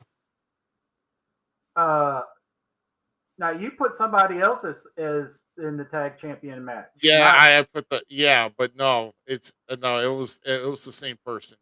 I did put the wrong name. I had to change it. Do not okay, unless you don't care, type in that name that you put and see what comes up. I'm going to tell you right now. No. That's why I'm not saying it. That's right. Yeah, we're not going to say the name and for family purposes. So there we go. Thank you very much. That's what I was wondering. You were saying, I was like, wait a minute now, hold on, because I haven't watched it all today yet. So yeah. And then we come to our main event of the night, the most talked about main event that NWA was having this year. Tyrus defending the title against EC3, who EC3 relinquished the National Heavyweight Championship just to get a shot at this belt. And EC3's champion. Yes. Yes. EC3 did defeat. And here was the stipulation, though. If Tyrus lost the match, he was going to retire from the business. So the role has stopped. No more funkin'. No more funkin'. Funky's not rolling. What's he going to do with all those green glowing glasses? He goes on Fox. I'm the one who had him first, so you know. It's thank God he never really sold those at the gimmicks. When he had that time. But no, actually after the match, they did have a spot. EC3 did walk away with his title. He did have Tyrus did have a spot interview at the end of the show in the ring addressing the fans, and they actually did have a presentation for Tyrus, and they presented him with his own NWA World Heavyweight Championship belt as a parting, as a retirement gift. Everybody did come out of the locker room to say their goodbyes in the ring and pay their respects, and that's how they closed out the show. So Tyrus no longer active in wrestling.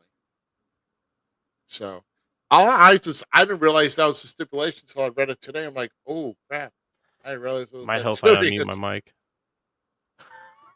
I didn't realize it was that serious. So I just didn't want Tyrus to be champion no more. But he's not even going to wrestle anymore. So well, he gave a funky good time. Yeah, a funky good time, right? So now NWA heads down to Memphis, I believe, for 2 nights of tapings, tomorrow night and Tuesday night. So that ought to be interesting. With NWA Power on that, I wish I and still aired on YouTube. you can't see it on YouTube. So man, how impressive though! And I will say, Kenzie Page is actually get one to be one of my favorite uh, workers of I'm just. beginning to like the other one though. I was looking it up. Are you talking?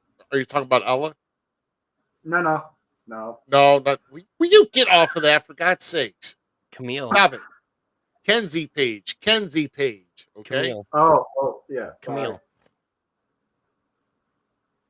Oh Lord. Okay. So let's see here. Let's see. Yeah.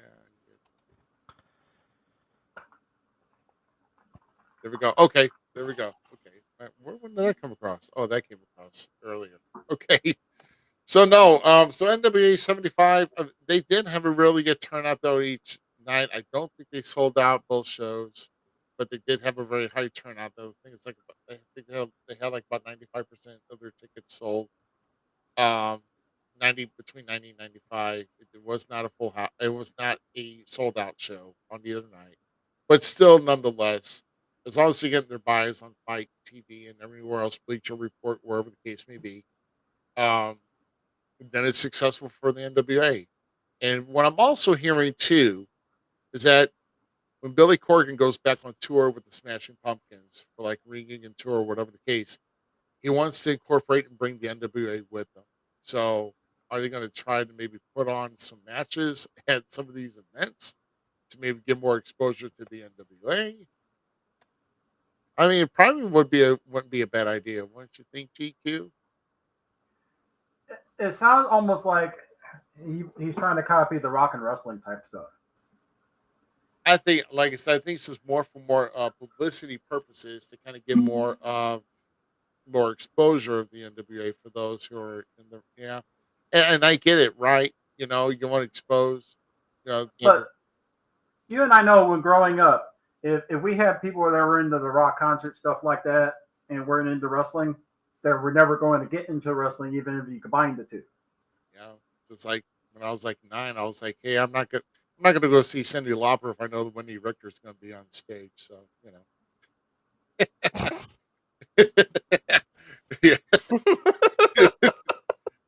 Hey, it's the 9-year-old in me. What are you gonna do, But then again, we go watch a Fozzy concert because I would. right? I Yeah, would It's go. so Fozzy. different though. I would go to a Chris Jericho concert. Yeah, 100%. Now, some wrestling fans might go to some of the concerts, but you can't. I can guarantee you won't get many more fans from the concert to the wrestling. I mean, if Yeah. they even just do it as like, the night before they do the NWA show there, and then they have the concert in a different hall. Like you can do it all in one thing because there's gonna be more than one community in that area. So nerd up. I'm okay with it. I like it. Yeah. I think it would be. I think it'd be kind of cool. If they brought like wrestling to like the Smashing Pumpkin show. I mean, Mosh pit. oh, it would be. It would be. So, I don't um, think he's bringing it to a show. I think like just having them in the same city, basically, like getting a spot and then just going around. yeah. So if they fly over UK, they just do. I get it. I'm in with it. Do it. Well, we digress from that, and we are going to kind of bring in here. This is pretty much our last um, topic here of the night, which was also Thursday, right after the day before we find out that Terry Funk had passed. One number of Tunda, or better known as Bray Wyatt, did pass away on Thursday. Apparently, complications of a heart attack. And from what I heard, though, if if GQ can correct me, or if you know anything about this. I think It's the other C word, not cancer, but the other one. yeah, the other C That's why I word. kept seeing around on it too. COVID. Yeah. So, and I don't know, and I don't know his history. I don't know if he actually got the shot, booster, whatever the case may be. He contracted it. I mean, because there's a lot of people that had actually gotten that shot and was still getting the virus. So, kind of like with people who were getting the flu shots was still getting the flu. So it's like, why? You know? Yeah, which is why some people weren't wanting to get the flu shots because they thought it was just going to give you the flu and then be done with it for the rest of the year and everything. I mean, Yeah. it's one of those things that's like we don't know for sure because Mike Rotunda has not released any more information other than that to anybody. You've had people speculate. You have, I think, whatever his name, Sap from the one of those newsletter thingies or whatever. Oh yes, Sean Rapp from Yeah. Yeah. And he's the one that had touched on it. I haven't seen any source other than that, though. You know, Right. of course, you also know that the S word was being thrown out a lot first before people were hearing about the COVID stuff or the heart attack stuff. Yeah. I mean, It kinda makes- nobody knows until a statement is released. I mean, Well, it a shock nonetheless, definitely. it is a shock when someone leaves us at 36 years old, and like I said, the only other wrestler that I know that leave us at 36 was Eddie Fatu, or better known as Umaga. Another one of the greats. Yeah, he left us at 36 years old as well, and a lot of us were just asking, we want to know, well, we just want to know why, what was the cause, and that's why, Triple H had to break the news, but also had to make the point. Please respect the privacy as they're going through, because they're probably just trying to get some answers when he wanted to lay out some issues, or just trying to lay out what's going to happen. I mean, you talk about a man here, not sure we talk about the guy who's really developed and really made something, and as far as a unique character, I would say almost as unique as the Undertaker was. I mean, No, and that was something I was going to touch on a little bit. How much he kept reinventing himself, though, too, and combining everything that he reinvented, just like Taker did. I mean, and Bray was probably the only one when he was debuting as the Fiend. I'm like watching all this stuff and everything, and all the setups for it. I'm like, I didn't know how to take it at first.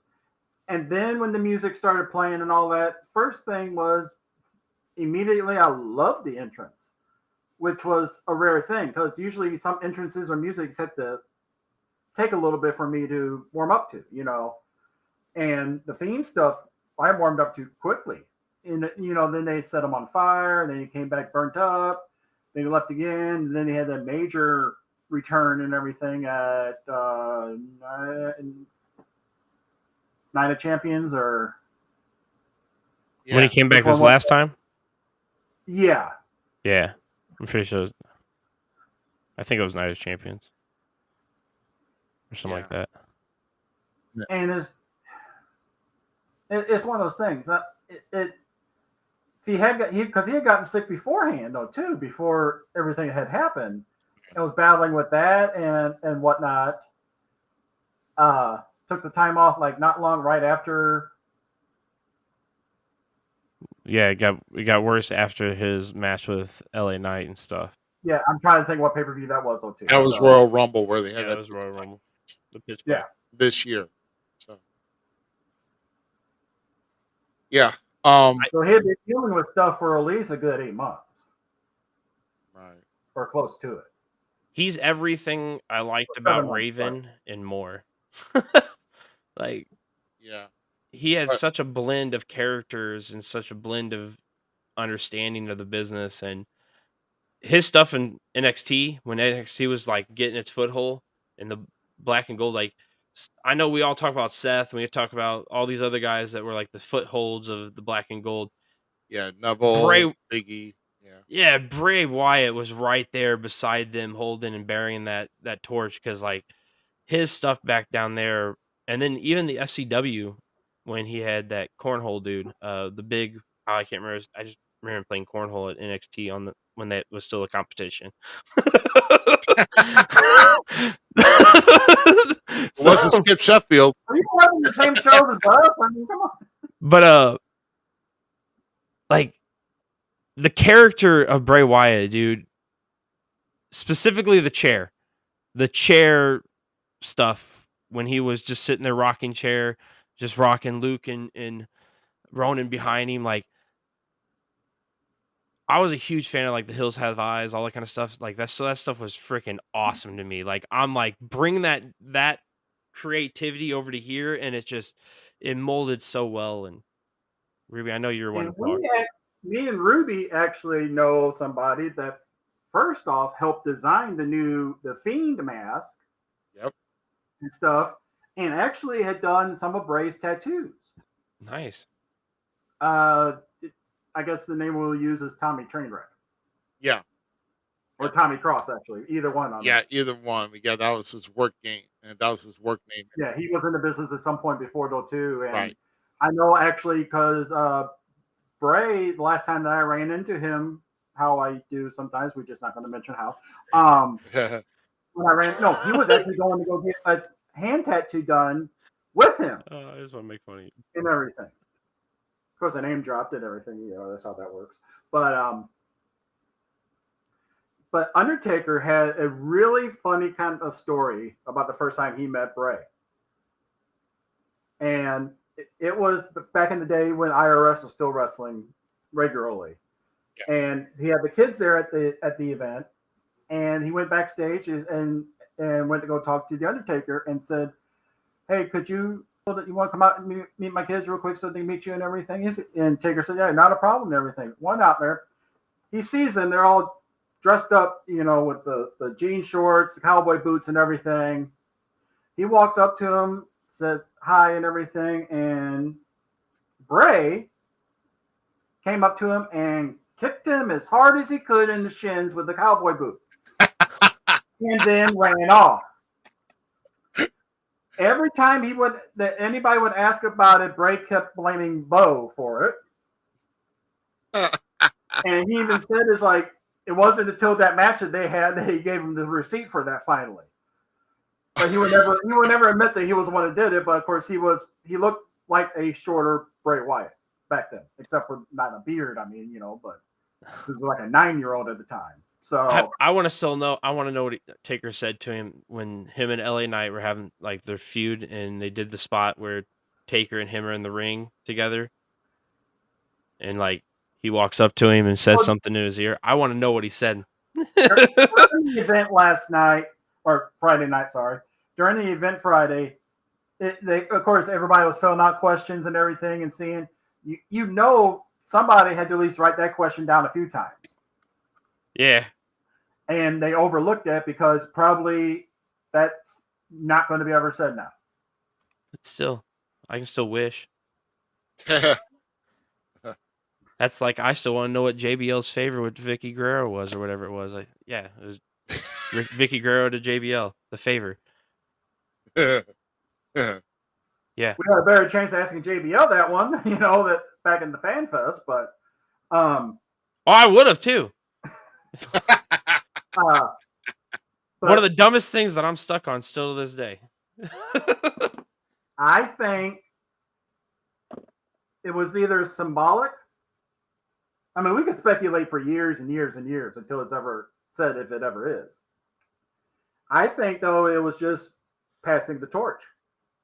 Oh, it was a mad respect moment for sure. Yeah. It was where Taker was done.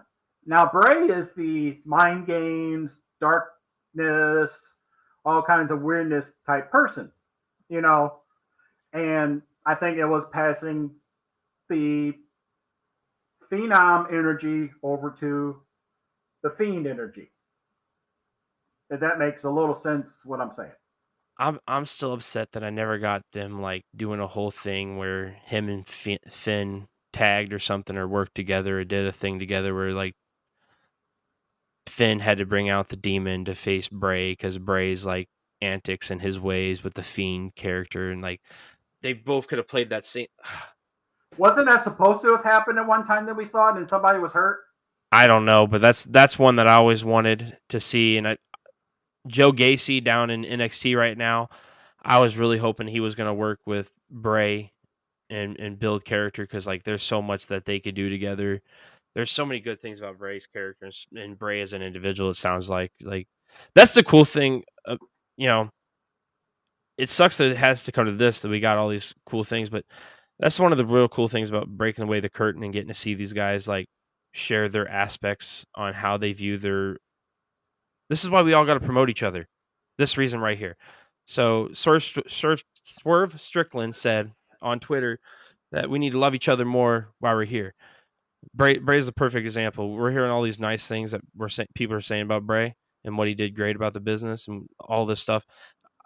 Like hearing Seth's testimony, hearing Bray, Big E, hearing Braun Strowman's, like these guys that we know on screen and off screen were friends, right? We need to do more of that, like when people are here, because Bray's the perfect reason. Like that dude was a freaking gift to this earth, specifically when it came to the wrestling community and even beyond. It seems like with his personality and his atmosphere outside of the ring, watching him like open the guardrail to go meet a kid, like the first kid that's there, like that stuff's cool and memorable. Like not everybody does that. That's why we don't like certain wrestlers, and we voice our opinions. Somebody that's going to take the time to like break that wall a little bit and get that next generation, that's freaking awesome. And Bray was that guy and wanting to evolve everybody else, and also wanted to share his evolution of his life. And yeah, it just sucks, man. Like he's going to leave a hole, but I hope there's so many people that can help live with his way of thinking of the business and way of developing, and his way living outside of the business, and being that family man, all that kind of stuff that we hear that he was. So much love, my friend. Wish I got to meet you. Yeah, and I mean, as far as leaving, behind, 4 kids, and of course, JoJo, his wife, who used to be in WWE, now we're taking care of all the kids, and they were just having a great, loving family. In fact, I mean, I believe one of the kids is like less than 2 years old. Got to be. She was close to giving birth the last time that he had come through the St. Louis area. Wow.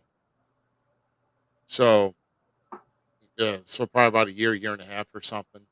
Yeah, that's what I was looking at So right now. very young, very very young, and I'll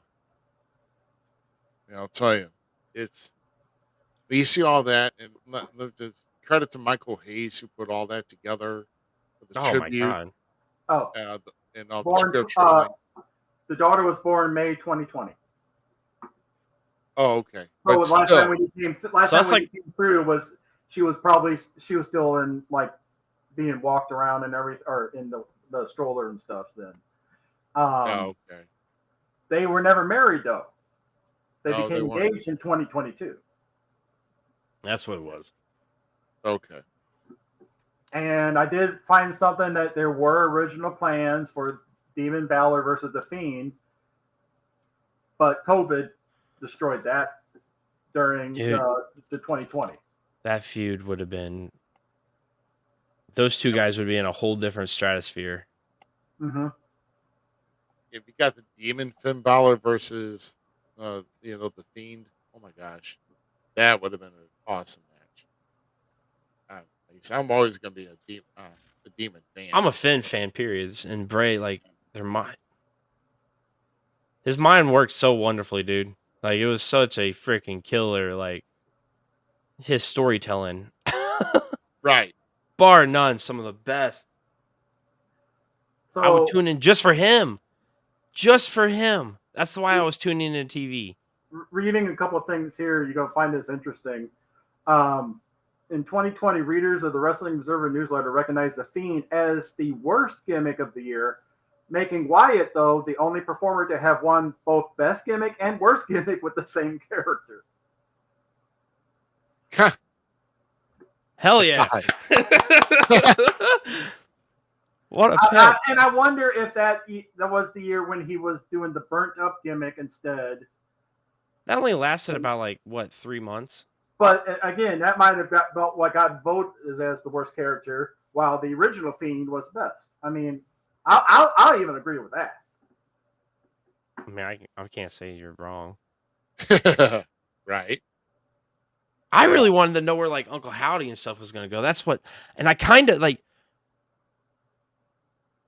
part of me, because there has to be writings of this down somewhere, or he's talked with somebody about creative ideas and somebody, and one of the things I really hope potentially happens, just because I wanted to, pay homage to him still. How do you bring his character still to life without him being here anymore? And if they could somehow figure out how to bring Uncle Howdy back and kind of just maybe reimagine it and take Bray's original idea and kind of make it its own, who knows? You might have an opening for something that could be really cool, and it's still his honor, his legacy still here, paving the story. And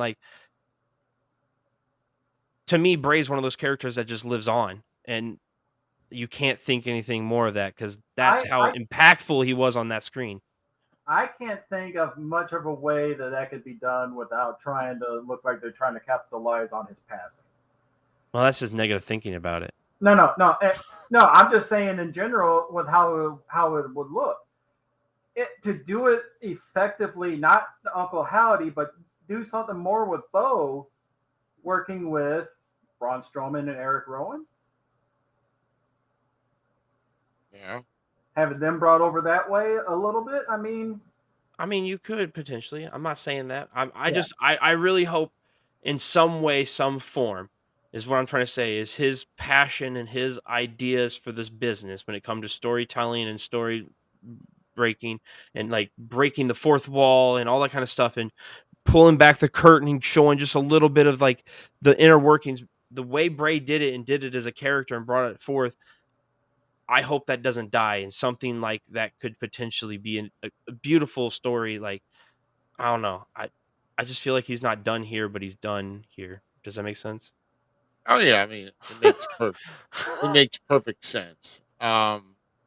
With you want to carry the lineage of Bray, but where does Uncle Howdy and where does Bo Dallas fit in the plan? That's if even we know it was Bo Dallas. None of us actually knew if it was Bo Dallas. We just all hope and wish. Shh.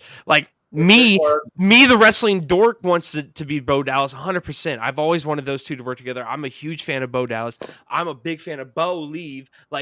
Don't get me started on how good Bo Dallas actually was, and nobody respected him 100%. Bo Dallas was the bomb. Sorry. The other end of that, though, too, I don't deny that Bo is a great talent, but do they keep him and try to do something more with him and try to push him that hard like they did with Chavo when Eddie passed? That's the other thing. No, I say don't push it. That's the thing. If they would just let it do a slow burn, that Uncle Howdy's still around and did this whole excellent, put your mind in Bray's shoes. That's what I'm doing. I'm trying to channel his mind when it comes to the creative outlook on how he's doing it and seeing where he goes. Meditate on that shit if you need to, but really think about it. Bray was such a good storyteller, and if you think he was that good a storyteller, then you were paying attention to his stories. And if you weren't, you don't think he's really that good of a. I broke down his shit. When I watched Bray Wyatt, I was breaking down everything and anything he was saying, because he was taking him. For the longest time, people didn't break the code that he gave out 10 promos. There was one line from each one of those promos that connected to make another promo. That's how deep Bray Wyatt was. That's how intricate he was with his ways of words, his mannerisms, when he was talking with his hands, he was doing it for a reason. And that's the greatness that Bray Wyatt. I want to harness that idea and that premise and continue his vision out. That's what I would like to see in the WWE. Dude, to think about that, to think about how am I going to put it in Bray Wyatt's position in mind? I'm telling you, they've sat down. We've all sat down, sidearm booked, right? We've all did that. There's notes somewhere that man wrote down with one of those times when he sat down with creative, Triple H, Vince, Undertaker, whoever it may be. You guys clock in and do it right and show him like what his storyline could have been and like actually put it out there still to the fans.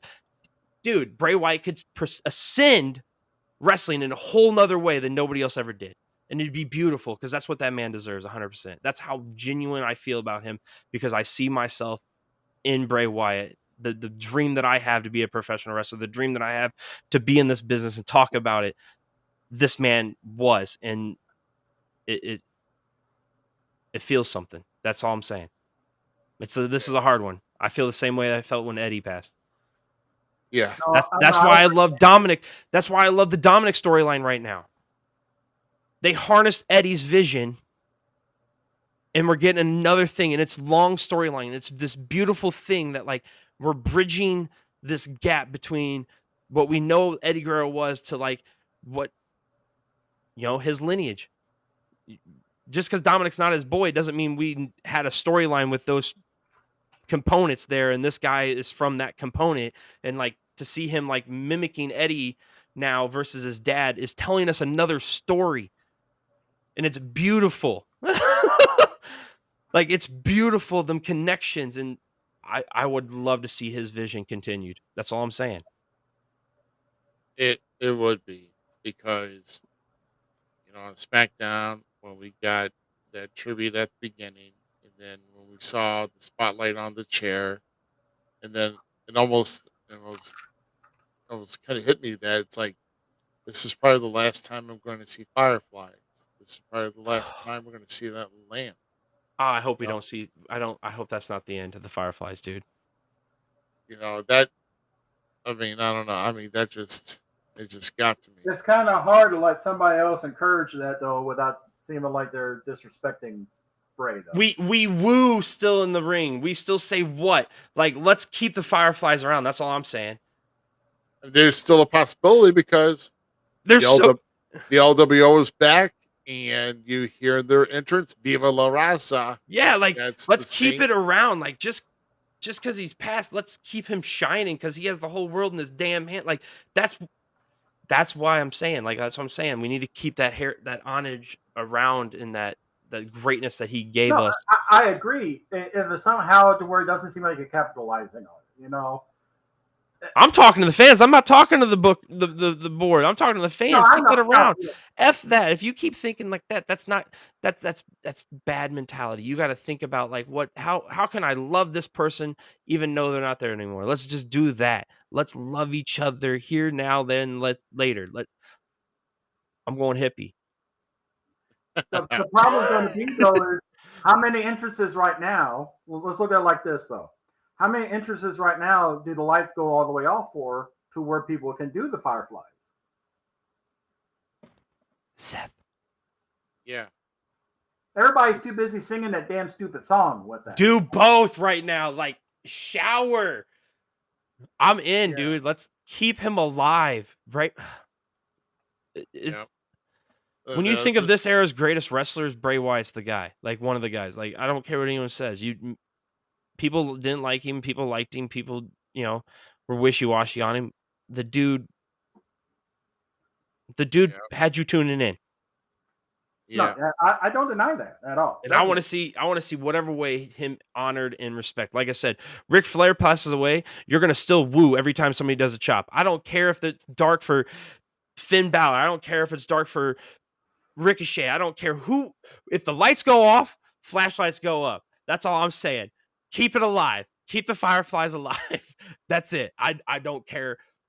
Don't care. Keep it alive. Woo. Do all that.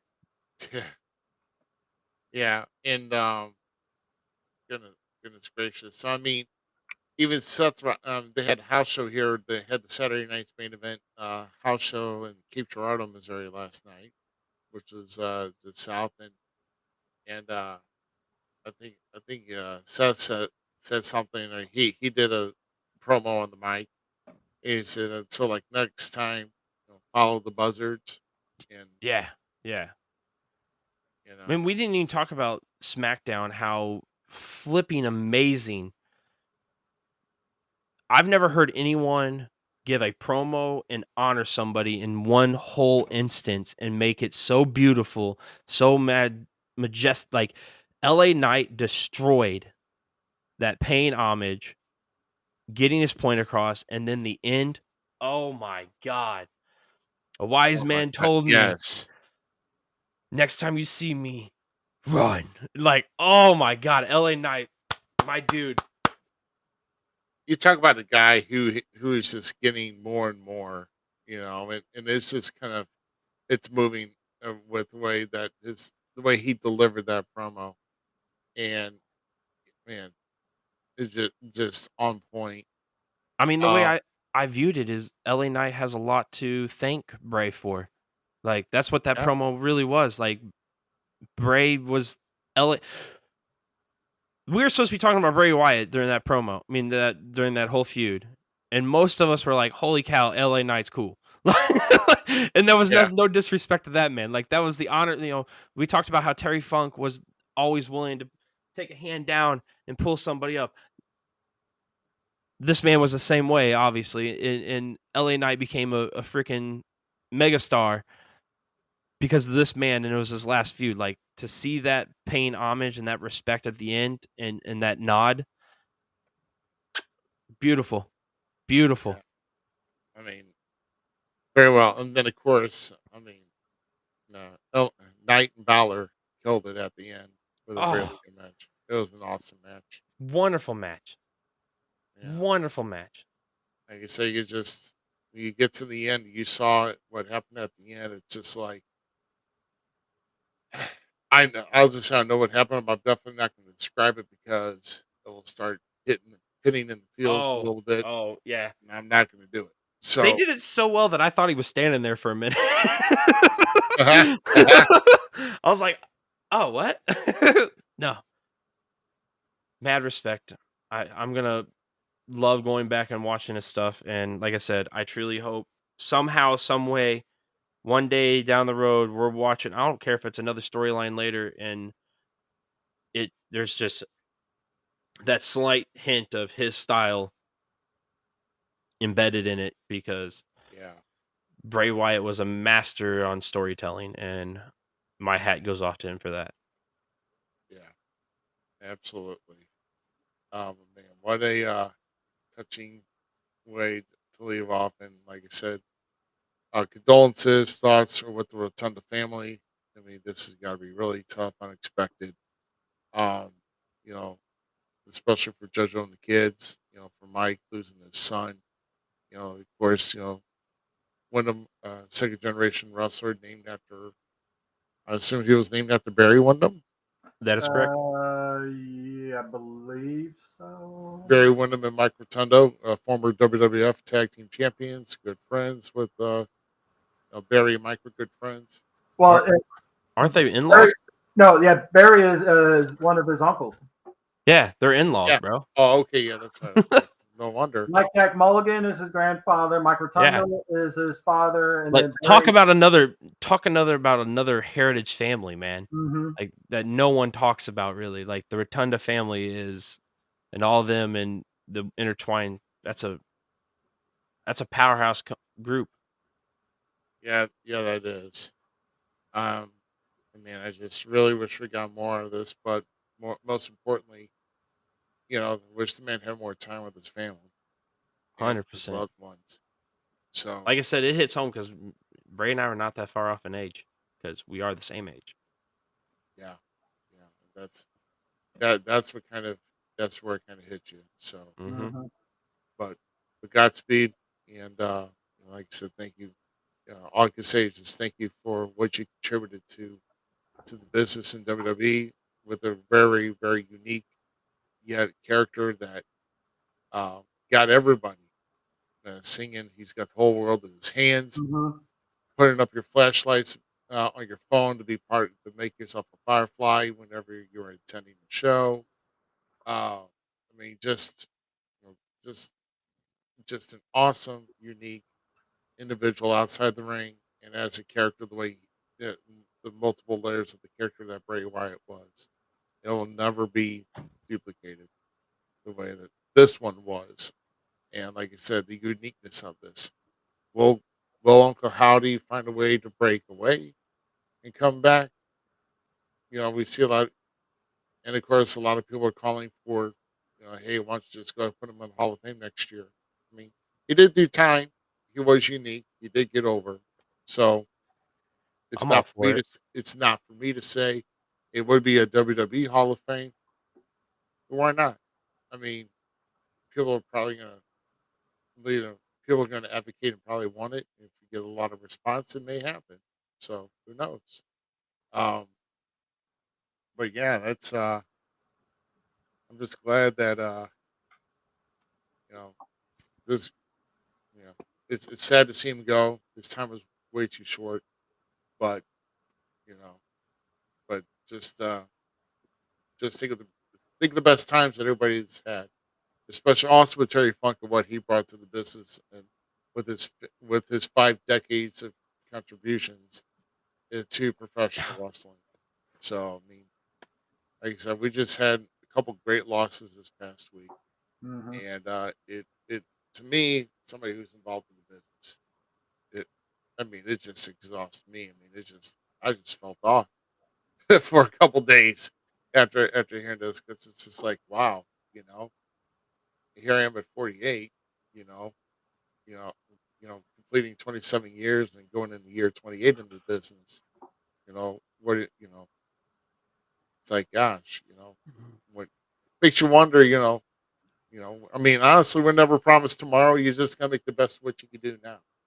Hmm. And if it means to follow a dream, make something happen in a positive way. I'm gonna say, when I say make something happen, I mean don't go robbing a convenience store or something stupid like that. I mean, that's not what I mean. But just make a positive impact, make something uh, that people are gonna remember you by in a positive light. So So what that's if I what get rob a store and then like give the money away? I I'm joking. got. I'm with So, Rudy. well, Don't this rob anybody. was convenience smarts money about 2 hours ago. Here, you need it more than I do. Go buy your groceries. Go buy your groceries. Yeah, yeah. I don't want to be caught with it. Wow. Holy No, crap. man. It was a great, like I said, AEW, keep that momentum going because All In was spectacular, and I really can't wait to go back and rewatch it because there's certain ones that I'm rewatching for sure. That main event, 100%. That main event was so good. I've yeah, I mean, I've got no doubt that Adam Cole and MJF are going to continue on this story and not screw it up. It's going to be up to the others, and also others in booking that were not on this card. Can they I hope it's a capitalize? slow burn, dude. It You needs to be know, slow. I mean, yeah, but you got to capitalize on something that you had something huge. You Oh, 100%. Yeah. you knock this out of the park. You put on a fabulous, excellent pay per view. Now you got to carry in, you know, Hey, you Ruby, exhaust yourself through Dynamite, Rampage, and Collision. Multiple weeks. How when are when you going to make it work? Let's when here you when go. you were going into it, okay, Yep, when you're going into the pay per view today, did you feel like you're gonna have like a pile of crap in front of you when you're watching it? Like how? Because you're more critical than I am of AEW I because am. I like a lot of things about I am. AEW. I am. So Right. I am. No, no, but no. I was impressed in how. I mean, I was impressed with the matches. I was impressed with the way that how the setup was, how they carried out the stories. Like I said, the main event. I mean, the storytelling in that was. I was like, holy crap! These. It's kind of cool now. Now they got something. They got a common goal now for certain because they're the ROH tag champs now, and Hmm. where you go from there. Now they're going to be making Ring of Honor appearances now since they got the world tag titles. Um, Kind of surprised we didn't see. I mean, and obviously there's a lot of titles. I don't know what was on the pre-show, but There are some titles that were missing, like we didn't even see Athena, Oh, man. the ROH World uh, Ladies Ladies Champion. So it's like yeah, we got AEW. Like I said, there was only one women's championship that was the AEW World. So you didn't get the TBS with Chris Statlander, but you will get it next week at All Out. Will we get? Will Athena defend her ROH World title? You know, at All Out at some point. So be interested to see. One of the things I think AEW should do, because with ROH, is AEW Collision should become ROH Collision, and that be their I think Ring ROH of Honor brand. already had a TV show. They do. It's on Fight or whatever. But I'm just saying, like, I think they really should do that. Like, make ROH their second brand. You know, Raw, SmackDown, WWE. Like, Yeah, just they got to bring them more. They got to bring them more. They really had to put them more. They got to put their show more into the spotlight, more to where you get more views. well, they're already interblending the shows, so like, why not like sell it as this is going to be ROH, this is going to be AEW Dynamite. Boom, boom. Now you got your two shows, like, and then you have Rampage for whatever you want to do, and use Rampage kind of like WWE does, and have that be your house show kind of thing, and you still air it on the network or whatever, or YouTube, or Yeah. like whatever you want to do with it. That it could still be aired on Friday night for all I care. Yeah, Like, yeah, but we're gonna see how AEW plays off of this after a successful pay-per-view run. Like I said, we've had a lot of things that, even though we didn't really just think of the things we missed this week. I mean, I'm sorry we didn't promote any shows. There's really nothing coming up on Labor Day. You know, we'll touch on that next week. For the upcoming shows. Of course, no golden memes. You know, we had a lot to cover here. We just didn't have really time to goof off this week. But but either way, we had a lot to cover, and we're well over 2 hours in this. But we thank you for everybody that's joined in here so far. But before we get out of here, any final thoughts from you, GQ? No, Anything going on for Labor Day at all for you at all, or? I'm resting because this was a long weekend with everything going on. The show VR last poker night, is more important. huh? Oh, It said VR and poker is more important. I haven't been doing no. poker in VR. I Yeah. actually have completed a Hall of Fame though. In there, What? There's a Hall of Fame in the VR world? There's like Hall of Fame I'll simulators now. explain it one day. What? Oh, okay. You'll explain it Monday. I said one day. Explain one day. Yeah, he'll explain one day. No, but no. Okay. Friday night he was at the Undertaker one Dead Man show, and then the last night he was in attendance down at Seckman High School for American Championship Wrestling, which is where I was at. But Right. in all honesty, though, I had to be there because me and one of the former producers of this show was actually the ones that helped get the company into that school. So, Yeah. Well, aren't you a everyone nice was guy? referred to a producer back then. I'm just saying to make sure you remember what we're talking about there. Oh, I know. You nice, I you know. nice guy. I have no idea what you're talking about, so I don't really care. Oh, that Oh, was I do. That's okay. But I love the touch now that ACW now for the mainstay wrestlers anyway. Now have Titantron entrances now. So Nice. I did like that. I did like that. yeah, I didn't really see mine until after the show, and I didn't realize there was a screen up there until after Yeah, I 'cause saw you're trying to be a my badass. opponents coming. I'm like, what is this out here? Oh. It's like where was mine? I was like, oh, you missed it. Oh well, damn. Okay.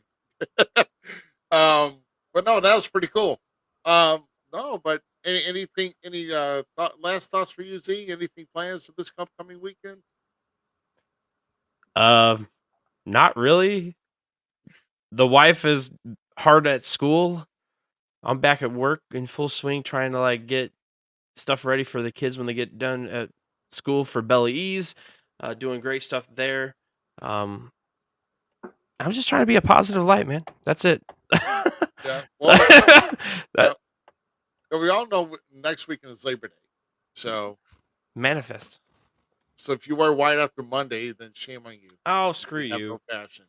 So I mean, your socks have to be black or tan or navy, Or and no. your underwear too. So Well, no white socks. That never has to worry about white underwear. He always has the brown racing stripe one. What? Who? You talking about me? Don't worry about me. My racing star.